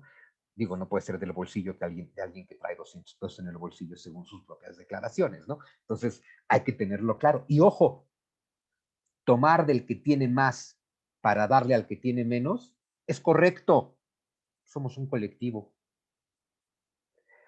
Saquear al que tiene más para darle al que no tiene hasta que nadie tenga es suicida. Hay que entender bien la diferencia. Entonces, el socialismo bananero, que es el que priva en toda América Latina, comenzando por México, es, ya llegué, voy a ejercer venganza, le voy a decir justicia, pero es venganza y entonces voy a despojar a todo el que tiene y voy a repartir entre los otros. Y claro, cuando al que has estado despojando ya no tenga nada porque lo despojaste y además le quitaste los caminos para producir más, y entonces ya no vas a tener nada que repartir. Claro, para ese momento el ejército ya tomó control de las calles. Eso, perdón, pero es un camino muy claro, ¿no? Entonces, despojar al que tiene para repartir entre el que no tiene hasta que se le acabe y eventualmente nadie tenga, es estúpido y es suicida. Generar y permitir y motivar una estructura económica donde se le ayude al generador a generar cada vez más y se le ayude al que no genera a ser generador, eso es lo mejor que podemos hacer, porque además entre más dinero le ayudes a generar a tus ciudadanos, más les puedes quitar, entre comillas, legalmente, pues a través de impuestos para hacer una distribución, porque somos un colectivo. Y perdón, cuando alguien que tiene 70,000 millones de dólares en su haber de riqueza tiene como empleado al que gana salario mínimo, pues bueno, a ver, es que claro que no somos una comunidad, claro que no somos un país, claro que no somos una misma sociedad. O sea, en México ese es el gran problema, que lo que un mi rey se gasta en una parranda de fin de semana puede ser lo que un proletario gana 20 años de trabajo. Pues ¿cómo no va a haber rencor? Pero bueno, entonces, si en lugar de terminar los privilegios solo cambian los privilegiados, si el rencor se confunde con justicia, si la ira sigue anidando en los dirigentes y en el pueblo, porque, perdón, los actuales dirigentes de México están muy enojados. Uno diría, oye, después de 20 años de intentarlo, ganaste, tendrías que estar feliz, pero no, están muy enojados. Y eso no le conviene a nadie, ni siquiera a ellos, pues, no pueden disfrutar el triunfo. ¿Qué más quieres, no? Si el individualismo y el egoísmo, que es nuestra histórica gandallez, sigue fluyendo por las venas de toda la nación, porque somos bien gandallas, porque somos bien egoístas, porque somos bien individualistas, si todo esto pasa, seguiremos en guerra, seguiremos impacto social, nunca veremos una transformación, aunque sea el mito del nuevo régimen. Y a ver, claro, el problema con el nuevo régimen es que fue un cambio de privilegios y de privilegiados. Fue confundir justicia con rencor, es ira anidando en los dirigentes y que la hacen anidar en el pueblo. Son dirigentes con individualismo, con egoísmo y con gandallez. No importa cuánto te hable de transformación una persona así, nunca nada se va a transformar porque al país lo vamos a transformar tú y yo, ni modo que lo transforme don Andrés, pues el que es un individuo, claro, es el más importante porque es el presidente, pero pues a México no lo va a transformar él, lo vamos a transformar tú y lo vamos a transformar tú y yo cuando tú y yo cambiemos, cuando tú y yo nos transformemos, cuando tú y yo dejemos de ser gandallas, individualistas, egoístas, coléricos, intolerantes, y cuando dejemos de abrazar una ideología, por supuesto, porque las ideologías se inventaron para dividir a la gente. Entonces, me encanta esta barda. Esta pinta lo dice todo, ¿eh? Ni de derecha ni de izquierda. Somos los de abajo y vamos por los de arriba.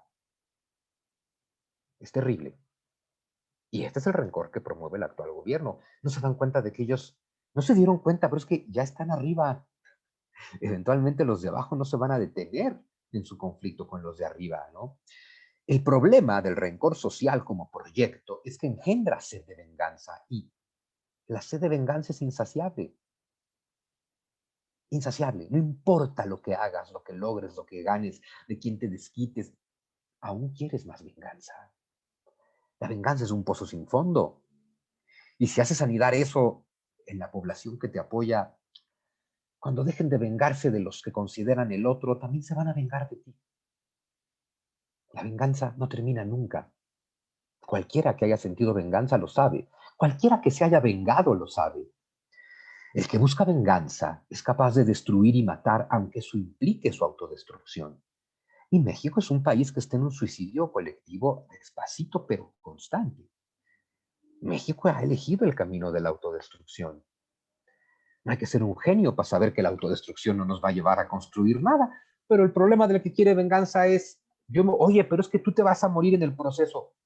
¿Se va a morir el otro? Sí, perfecto. Nos jodemos todos. Al final ese es el pensamiento de la venganza. No me importa si me tengo que joder yo, pero quiero venganza. No va a ayudar a nadie. Sí, a los políticos. Los únicos que siempre son beneficiados en este país. Y entonces volvemos al principio. ¿Cómo habría enfrentado el COVID la sociedad mexicana que se enfrentó a los terremotos de 1985? Con amor, como lo hizo, con amor, con compasión, con solidaridad, con ayuda desinteresada, con entrega. ¿Es lo que estaríamos haciendo hoy? Si los que vivíamos en 1985, esa sociedad tuviera que ser la que se enfrentara al COVID, habría gente, bueno, los hay, pero es decir, habría gente dispuesta a morir con tal de curar el COVID, evidentemente los hay, se llama personal de salud. Ahí están, ¿no? Y mientras el personal de salud muere salvando personas, el resto de los mexicanos nos peleamos y no estamos honrando con ello a los héroes de esta pandemia, que es el personal de salud, ¿no? ¿Qué ocurrió en México entre 1985 y el 2021 que nos hizo generar tanto rencor social? Se los dije, la democracia. Empezamos a jugar a la democracia, empezamos a permitir que todo el mundo compartiera su visión del mundo, sus ideas, su religión, su cosmovisión. Empezamos a ver que pensábamos distinto y empezamos a odiarnos. Pero pasó otra cosa, porque no vamos a limitarnos a esta respuesta. Pasó otra cosa, y es que este país, que siempre, como todos los países, ha tenido ricos y pobres, este país empezó a generar una brecha cada vez más grande entre ricos y pobres. Este país empezó a generar miseria. Este país empezó a generar indignidad. Eso es lo que duele. ¿Y por qué digo en la respuesta que les pongo acá? Pues lo que pasó fue la inmadurez de la clase política. Bueno, porque desde que empezamos a jugar a la democracia, los políticos que empezaron a entrar a este juego nunca encontraron un camino distinto al del rencor y la división. Perdón, la democracia en México nunca ha sido propositiva. Nunca. Siempre ha sido destructiva. Siempre ha sido decir, el otro está mal, el otro es un imbécil, el otro está equivocado, el otro es malvado, el otro es corrupto, yo estoy bien, yo represento lo mejor, si estás en contra del otro, estás dispuesto. tienes permiso de acabar con él porque el otro está mal, porque el que no piensa como tú es el enemigo. No ha habido un solo político propositivo en la historia de este país. Siempre hemos manejado una política destructiva. Ahora, si además lo llevamos a la política de la izquierda, que tristemente nuestra izquierda intelectual duró muy poquito y nos ganó la izquierda guerrillera. Claro, nos ganó la izquierda guerrillera porque este país tiene la injusticia que tiene y la brecha que tiene. Siempre va a haber gente dispuesta a matarse. Peor que con el narco, ¿eh? Con el narco este tema de, pues es que, pues sí, el que no visualiza más allá de sus 20 años está dispuesto a ser sicario por 5,000 pesos, ¿no? El que le compra el rencor social al político está dispuesto a ser su sicario gratis. Está peor. Tenemos un discurso de izquierda que nos ha convencido. No es difícil convencerte de que México es injusto, solo hay que abrirte los ojos. México es injusto. De que hay ricos y pobres y que su diferencia es abismal. Me parece que lo más irresponsable del discurso de la izquierda guerrillera mexicana ha sido decirte que el empresario es el hambreador del pueblo. Y han sido palabras del actual presidente en el pasado, el empresario como hambreador del pueblo. Estoy seguro que con alguna deshonrosísima excepción, el empresario mexicano se ha caracterizado por ser un hombre muy trabajador, muy comprometido con su sociedad, muy entregado a ella y muy dispuesto a ayudarla, además de que genera riqueza y empleos. Yo casi les puedo asegurar que si se hubiera permitido que la iniciativa privada comprara vacunas, tendríamos al país casi completamente vacunado. Estoy seguro que los grandes empresarios de este país hubieran comprado vacunas para todos sus empleados, aunque fuera por conveniencia, ¿eh? Y lo hubieran hecho por una mezcla de conveniencia y convicción, también estoy seguro de eso. Pero quien ha generado la mayor disparidad económica de este país nunca han sido los empresarios, siempre han sido los políticos, porque, perdón, el que ha saqueado históricamente este país no ha sido la clase empresarial, ha sido la clase política. Y siempre aprovecho este foro para decirlo porque sé que gran parte de la clase política justo está presente aquí y de estas conferencias, y los que hoy son el PRIAN-RD y más lo que se sume, sé que también están aquí muchas veces en este tipo de pláticas y por eso me gusta terminar diciéndoles lo mismo con lo que empecé. No lo han hecho bien, no son buenos, no nos valen la pena, no son nuestra mejor opción, por eso estamos como estamos. Es muy importante que les quede claro y que actúen al respecto. Tienen a una sociedad dispuesta a apoyarlos porque los consideran el mal menor. Hónrenlo, hagan que valga, porque si no, de verdad, otra vez vamos a llegar a esto. A un hombre que está dispuesto a destruir la democracia y tal vez a 30 millones de seguidores que están dispuestos. ¿Por qué? Porque si la democracia no ha hecho nada por ti, pues ¿qué más te da? Prácticamente para terminar, decir, en la democracia, como esquema económico, político, social, pero sobre todo social, volviendo al tema de las ideologías y que la democracia es la soberanía del 100%, en la democracia caben todos. Las ideologías, en cambio, son excluyentes. Y por eso volvemos a PRI, PAN, PRD y quien se sume, dejen su ideología en su casa. Son nuestros empleados, no generan riqueza, administran la que generamos nosotros y con ella se cobran y se cobran bien. Cóbrense bien, pero dejen su ideología en su casa, administrenos, juntando izquierda y derecha. Administren para generar el mejor colectivo posible, porque somos un solo barco, y el mejor colectivo posible donde se pueda desarrollar plenamente la maravilla del individuo. Es lo único que esperamos de ustedes, no que me digan qué pensar. ¿Sí? Entonces, la democracia en la que caben todos y que por eso no puede incluir las ideologías, requiere de no gobernantes, requiere de administradores capaces y honestos, no de ideólogos que le digan a la gente qué pensar. ¿Sí? Y entonces, pues terminar diciéndoles que la ventaja de la democracia en México y en todo el mundo es que al ser a través de representantes y con todos los mecanismos que tiene la democracia, la ventaja de la democracia es su capacidad de transformación y resignificación. ¿Sí? Por eso empieza siendo lo que denuncia Thomas Jefferson, la mayoría de las masas, donde el 51% se le impone al 49%, y de ahí pasa a convertirse en la democracia de minorías, y de ahí tiene que pasar a convertirse en la democracia incluyente, en la democracia abarcante, en la democracia totalitaria, en la que todos tienen un espacio. México sigue teniendo la democracia primitiva del siglo XVIII. No hay un solo demócrata en México que no siga pensando que la democracia es, me conseguí mayor cantidad de votos que los demás, perfecto, ya me los chingué, ya me puedo imponer. Ya, de verdad, necesitamos un demócrata, un político, eso es del siglo XVIII. Entonces, hay que superar esa visión, resignificar la democracia. Y si entendemos que la democracia es que se asume que la totalidad de la ciudadanía es dueña de su libertad, de sus derechos, de su soberanía, entonces hay que ejercer el poder construyendo un proyecto que nos incluya a todos. Porque si no, cada proyecto que no incluye a todos solo está sembrando la semilla de la próxima revolución. Estudiar la historia del México independiente, siglo XIX y siglo XX, es esta historia. Cada vez que un grupo se impuso en el poder fue, ya llegué yo, me valen los demás, ¿no? Cuando se impone el imperio de Iturbide en el 21 es los republicanos se joden porque ganamos los imperialistas. Cuando ganan los republicanos en el 24 fue los imperialistas se joden porque ganamos los republicanos. Se dividieron entre centralistas y federalistas y cuando se impusieron los federalistas fue los centralistas se joden porque ganamos los federalistas, hasta que con el federalismo llegó Santana e impuso el centralismo. Es como con don Andrés, ¿no? Cuando la izquierda llega al poder y se impone la derecha, porque eso fue lo que realmente pasó en México, un gobierno de derecha que dice que es de izquierda y gente no reflexiva que lo cree. Tuvimos conservadores y liberales y se impusieron los conservadores, digo los liberales y se fastidian los conservadores. Esa es la historia de México. Cada que un grupo toma el poder el otro se fastidia.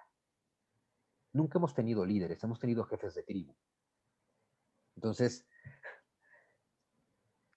¿qué democracia vamos a construir? La única respuesta lógica es la que nos incluya a todos. La que le dé prioridad a los que tienen menos, por supuesto, y una sociedad que nos permita volver a ser la sociedad mexicana de 1985. Hubo una sociedad mexicana que reconstruyó un país después de un terremoto que lo golpeó de manera devastadora. Ha habido una sociedad mexicana que históricamente ha levantado cada territorio de este país cuando se inunda. Hemos sido esa sociedad y hemos permitido que los políticos en su búsqueda de poder nos dividan, con lo cual la culpa no es de los políticos, es de ellos y de nosotros, porque ellos tratan de dividirte y si tú te divides, pues bueno, eres parte del problema también. Entonces, ¿qué nueva democracia vamos a construir? ¿No? Necesitamos, y por eso les pongo esta imagen, que México renazca como ave fénix. No podemos modificar lo que tenemos está mal hecho, está basado en pésimos cimientos de odio, de división, de fragmentación.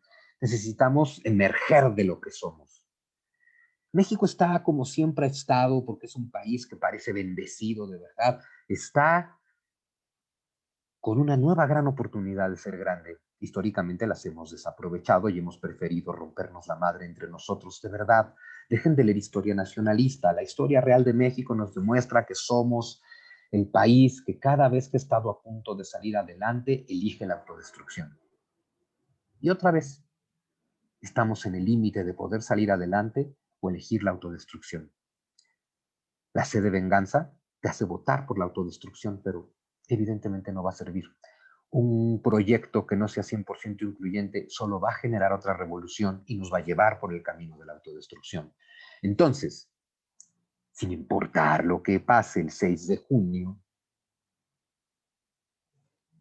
tenemos que replantearnos toda nuestra forma de entender la política, la democracia, la sociedad y a México. Y los que hoy están desplazados del poder tienen una gran responsabilidad si logran volver, porque, bueno, ya se los receté 1000 veces. Lo han hecho todo mal. Nadie está orgulloso de ustedes, nadie. Entonces,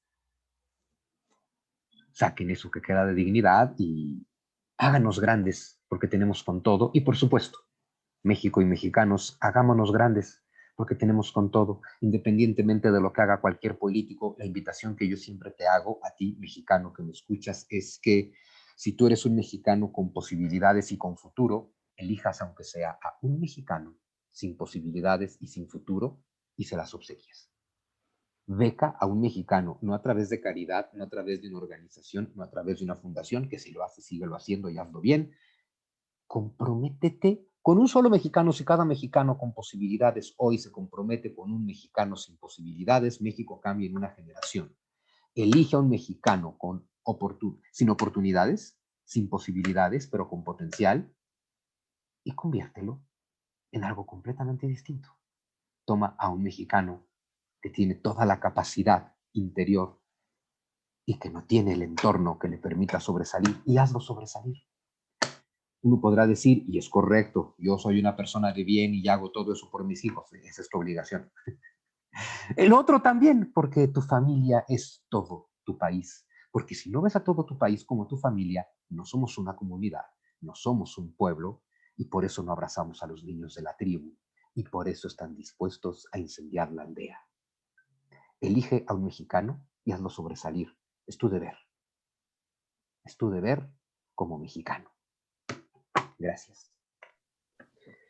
Y bueno, pues ahí ya después de esta reflexión, pues ahí les dejo algunos de mis libros, que siempre me gusta presumírselos. Bueno, El mito de las tres transformaciones, La tiranía de las ideas, Maciosar y los mitos que nos dieron traumas, son psicología del mexicano, y planteo todo esto que les planteo de manera ensayo.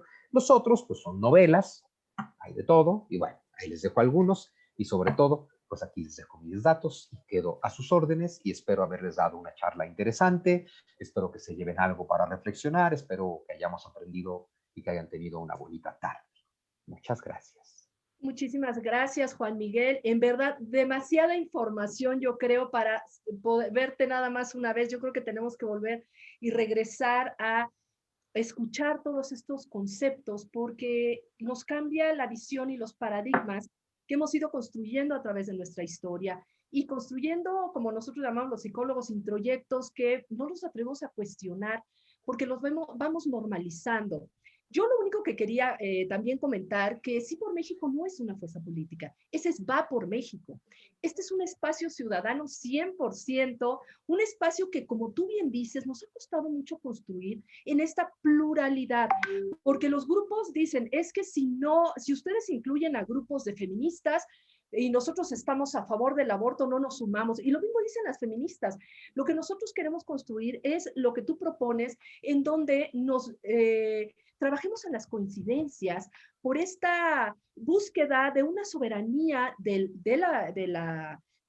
los mexicanos y las mexicanas, para buscar que el 100% goce de estos privilegios y volver a esa ciudadanía de 1985, en donde nuestras diferencias nos enriquezcan, pero que construyamos en ese respeto. Desgraciadamente, reitero estos comentarios que tú nos haces, que hemos caído en esta polarización, y parece que eso nos jala más que la construcción de ese México en donde deberíamos de caber todos, un México solidario, un México generoso, que podamos, los que tenemos algún tipo de privilegio o algún tipo de alcances, jalar a los que no han logrado digamos que esa posibilidad con nosotros. Yo creo que es una gran responsabilidad, más allá que una dádiva o o hacerle el favor a alguien. Necesitamos justamente cambiar estos paradigmas para construir un México mejor. Muchísimas gracias por estas reflexiones, y sí, como comunidad necesitamos ser esa gran fuerza que obligue a los gobernantes a administrar nuestros recursos, y no al pretender ser esos mesías que quieren imponernos su ideología, que desgraciadamente es la que pretenden, pues con la cual pretenden gobernar, que ni al caso. Me recordaste a Inocencio III, que se adueñó de la sexualidad. La religión católica no estaba adueñada de la sexualidad de las personas, pero a partir de él, el matrimonio para toda la vida, las mujeres no podían tener relaciones sexuales antes del matrimonio. Y qué forma tan poderosa de tener control y poder, perdón por la redundancia, que adueñarse de la sexualidad. Y lo mismo con quienes pretenden decir con quién una persona va a compartir su cama. ¿A quién puedes amar y a quién no? Claro, entonces es lo mismo. Qué absurdo, suena absurdo poniéndolo sobre la mesa, pero hemos caído en eso, Juan Miguel. Gracias en verdad por esta generosa conferencia que nos has dado, que nos han, bueno, a mí y supongo que a todos, nos has movido al análisis y sobre todo a este cambio de paradigmas. Y le paso la palabra a Francisco para que nos haga una reflexión. Gracias, en verdad. Pues muchas gracias, Denise. Y a ver si podemos bajar la presentación para poder ver las caras de todos, mi querido doctor, si te Claro, parece. por Te agradezco mucho. supuesto. Gracias. Este, Dejar de compartir. Pero bueno, Ay, no sé cómo dejar de compartir. no te preocupes, mientras es una flechita verde que por ahí anda. Si no, no te preocupes. No, es roja y dice deja de compartir. Ya le pega al maestro. Ya se lo quité, ya lo bajé. No te preocupes, gracias. Francisco. Isaac. Había que resolver por acá, ya está. Maestro. Es que Gracias. es el cadenero Isaac Axel de la comunidad judía, gran amigo. Oye, maestro, pues como siempre, la reflexión es profunda y cada día estamos encontrando la esencia de la raíz de las cosas que tenemos. Yo creo que este mensaje de, a ver, hay que tener empatía, hay que pensar en un mexicano, adopta un mexicano, decía Enrique de la Madrid en su plática, Justo. y tú lo haces, lo sé, y hay gentes que tratamos de hacer lo mismo, ¿no? Pero realmente yo creo que, y no sé qué piensas, y este es mi comentario, para construir el México entre todos, el México que todos queremos, así suena muy etéreo, pero cada quien tiene su mente, pero que lo construyamos, sí la sociedad civil, y yo creo que esa es la esencia que dice Denise, yo no veo así por México ni como un partido ni en busca de poder, pero sí poder para influenciar en el sentido de que la sociedad sea más participativa, ciudadanos haciendo ciudadanía.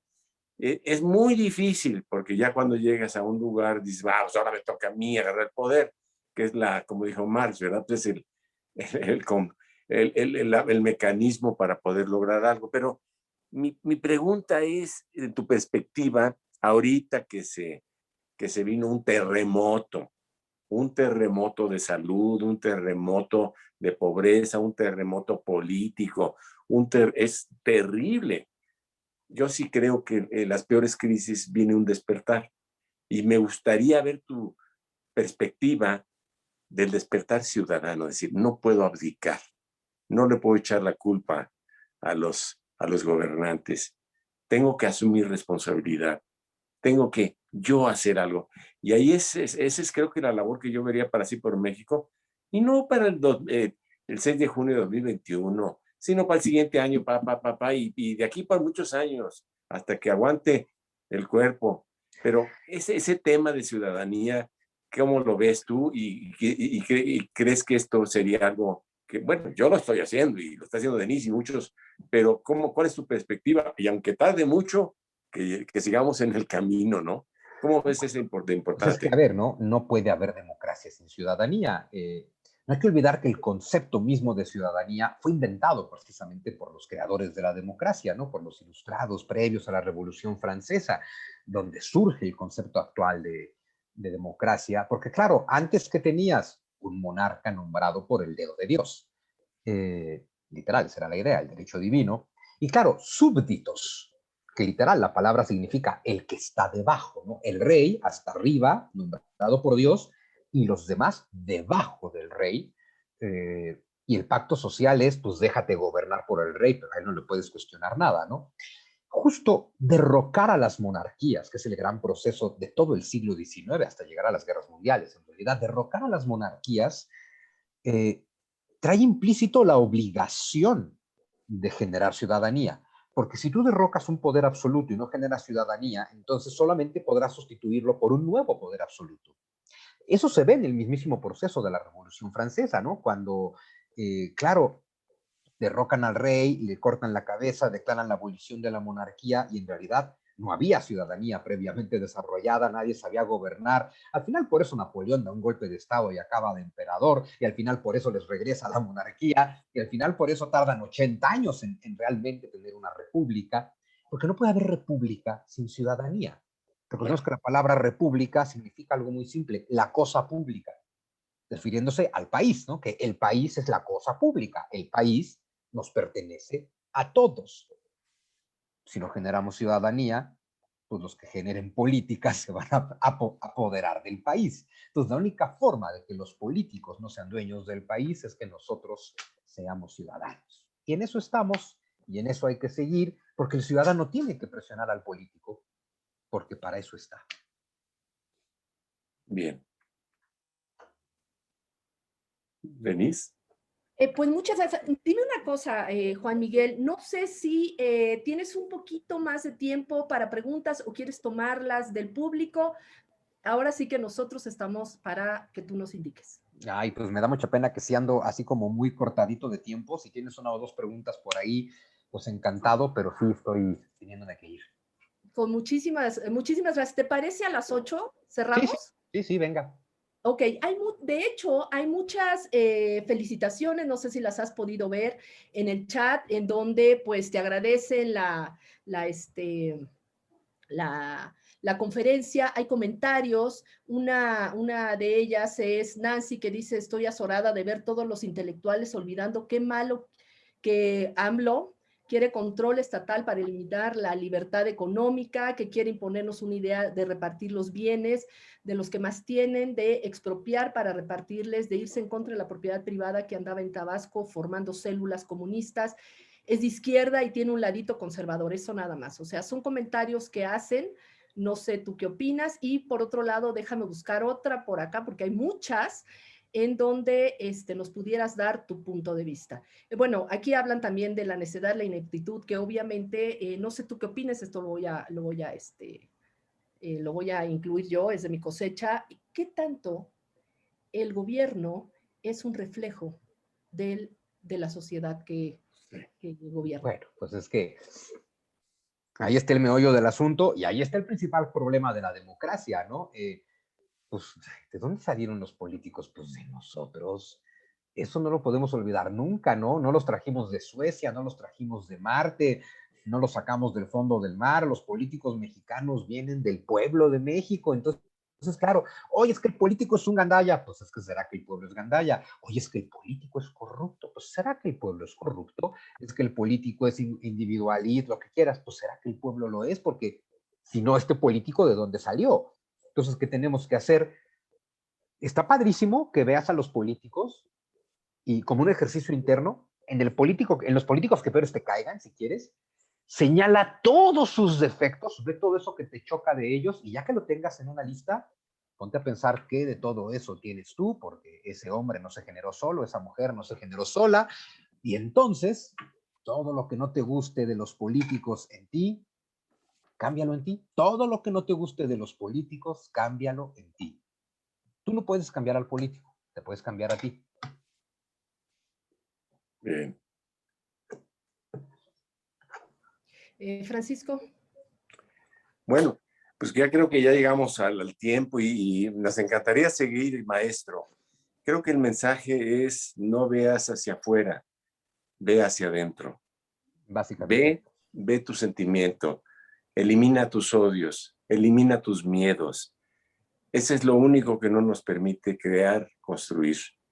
No critiques, no eres víctima. No eres víctima, eres un actor. Eres un actor que puedes en tu metro cuadrado, si quieres, en tu familia, trabajar. Y pues seguiremos en este camino con mucha inspiración. Maestro, te agradecemos enormemente. Nos deja siempre con reflexiones muy positivas. Sabemos que es un camino de largo plazo. No vamos a componerlo ni el 6, ni el 7, ni el 8 de junio, no, hombre. Pero sí podemos empezar a sembrar más amor, menos odio, más comprensión, menos crítica, más construcción. Entonces, yo te mando un abrazo con todo mi afecto. Sé que todos los que estamos aquí, pues apreciamos lo que nos has platicado hoy muchísimo. Ya estamos puestos para la siguiente. Y Denise, pues creo que con esto nos despedimos, pero no te vayas, porque aquí te tenemos una sorpresa. Bueno, esa sorpresa ya la conoces y es ese aplauso tan caluroso y tan cálido por parte de todos nuestros nuestra audiencia, pero no sin antes decirles a todos que por favor los esperamos mañana porque va a estar con nosotros la candidata al gobierno de Zacatecas, Claudia Anaya, quien está muy valiente y sobre todo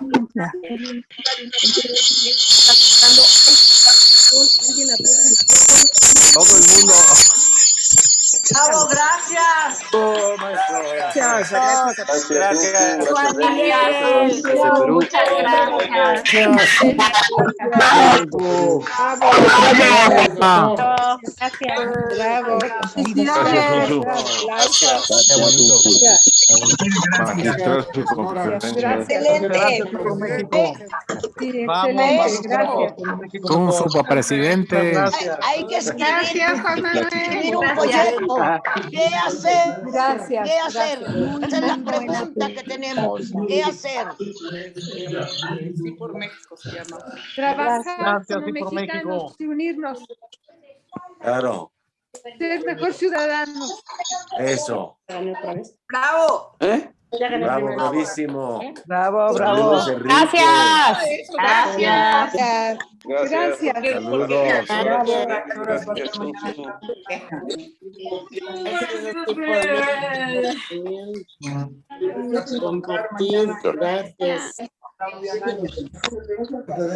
Abrieron los micrófonos 136 personas.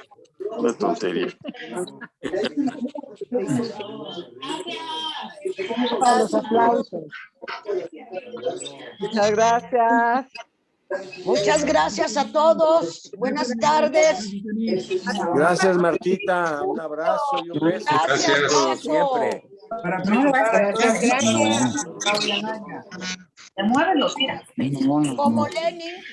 Como Lenin lo hizo en su tiempo, Miguel, por eso escribió un libro que dijo qué hacer.